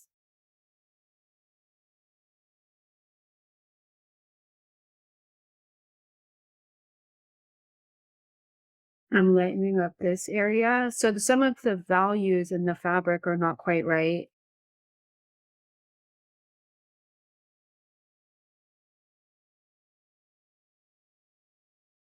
I put in, I'm putting in lights. Hold on, let me move it up because there's a little bit of fabric down here.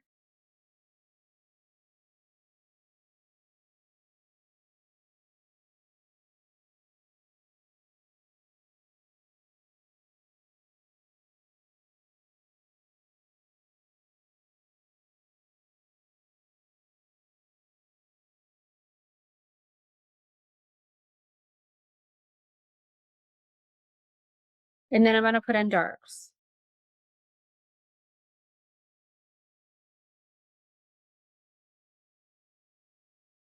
Okay.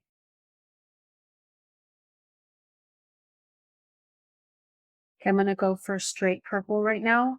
I know this is very repetitive, but you see, you're seeing that like how many different layers that it takes to make, oh, that has white in a painting kind of come together. Like I just did this, but it had more oil in it. And now I'm adding more paint because some of the oil is too see-through, right? So you just keep kind of working it and working it and working it. And if it gets really wet, you let it dry.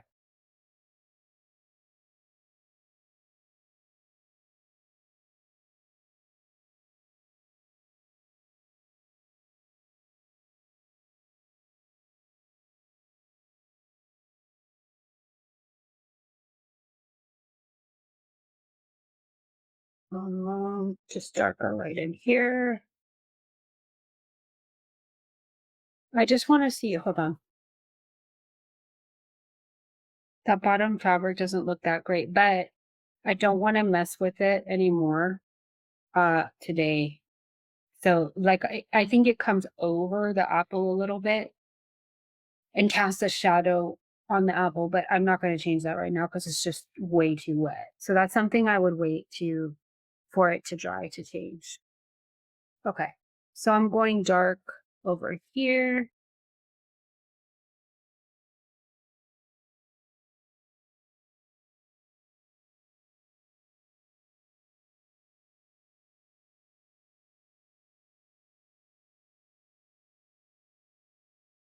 And the fabric could use a little more work. I don't like this area. So like right here, that became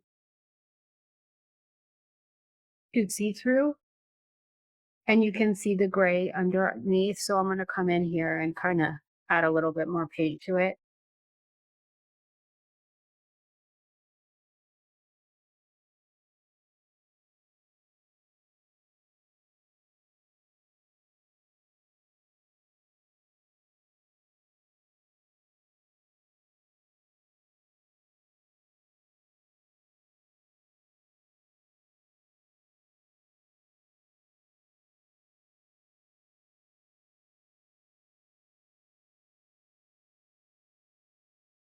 If you have areas where you like the underpainting showing through, you can leave them.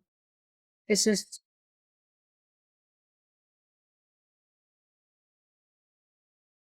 and I'm going to come here a little darker. Oh, I just got a whole bunch of white on my brush that I didn't want on there.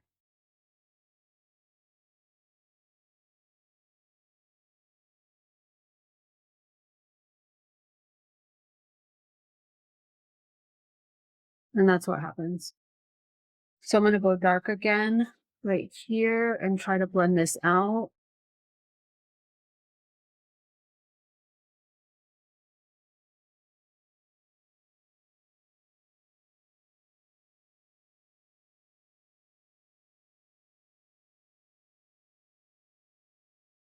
Okay. Let's see. A little bit later right here. I want a slight, well, it's not really working.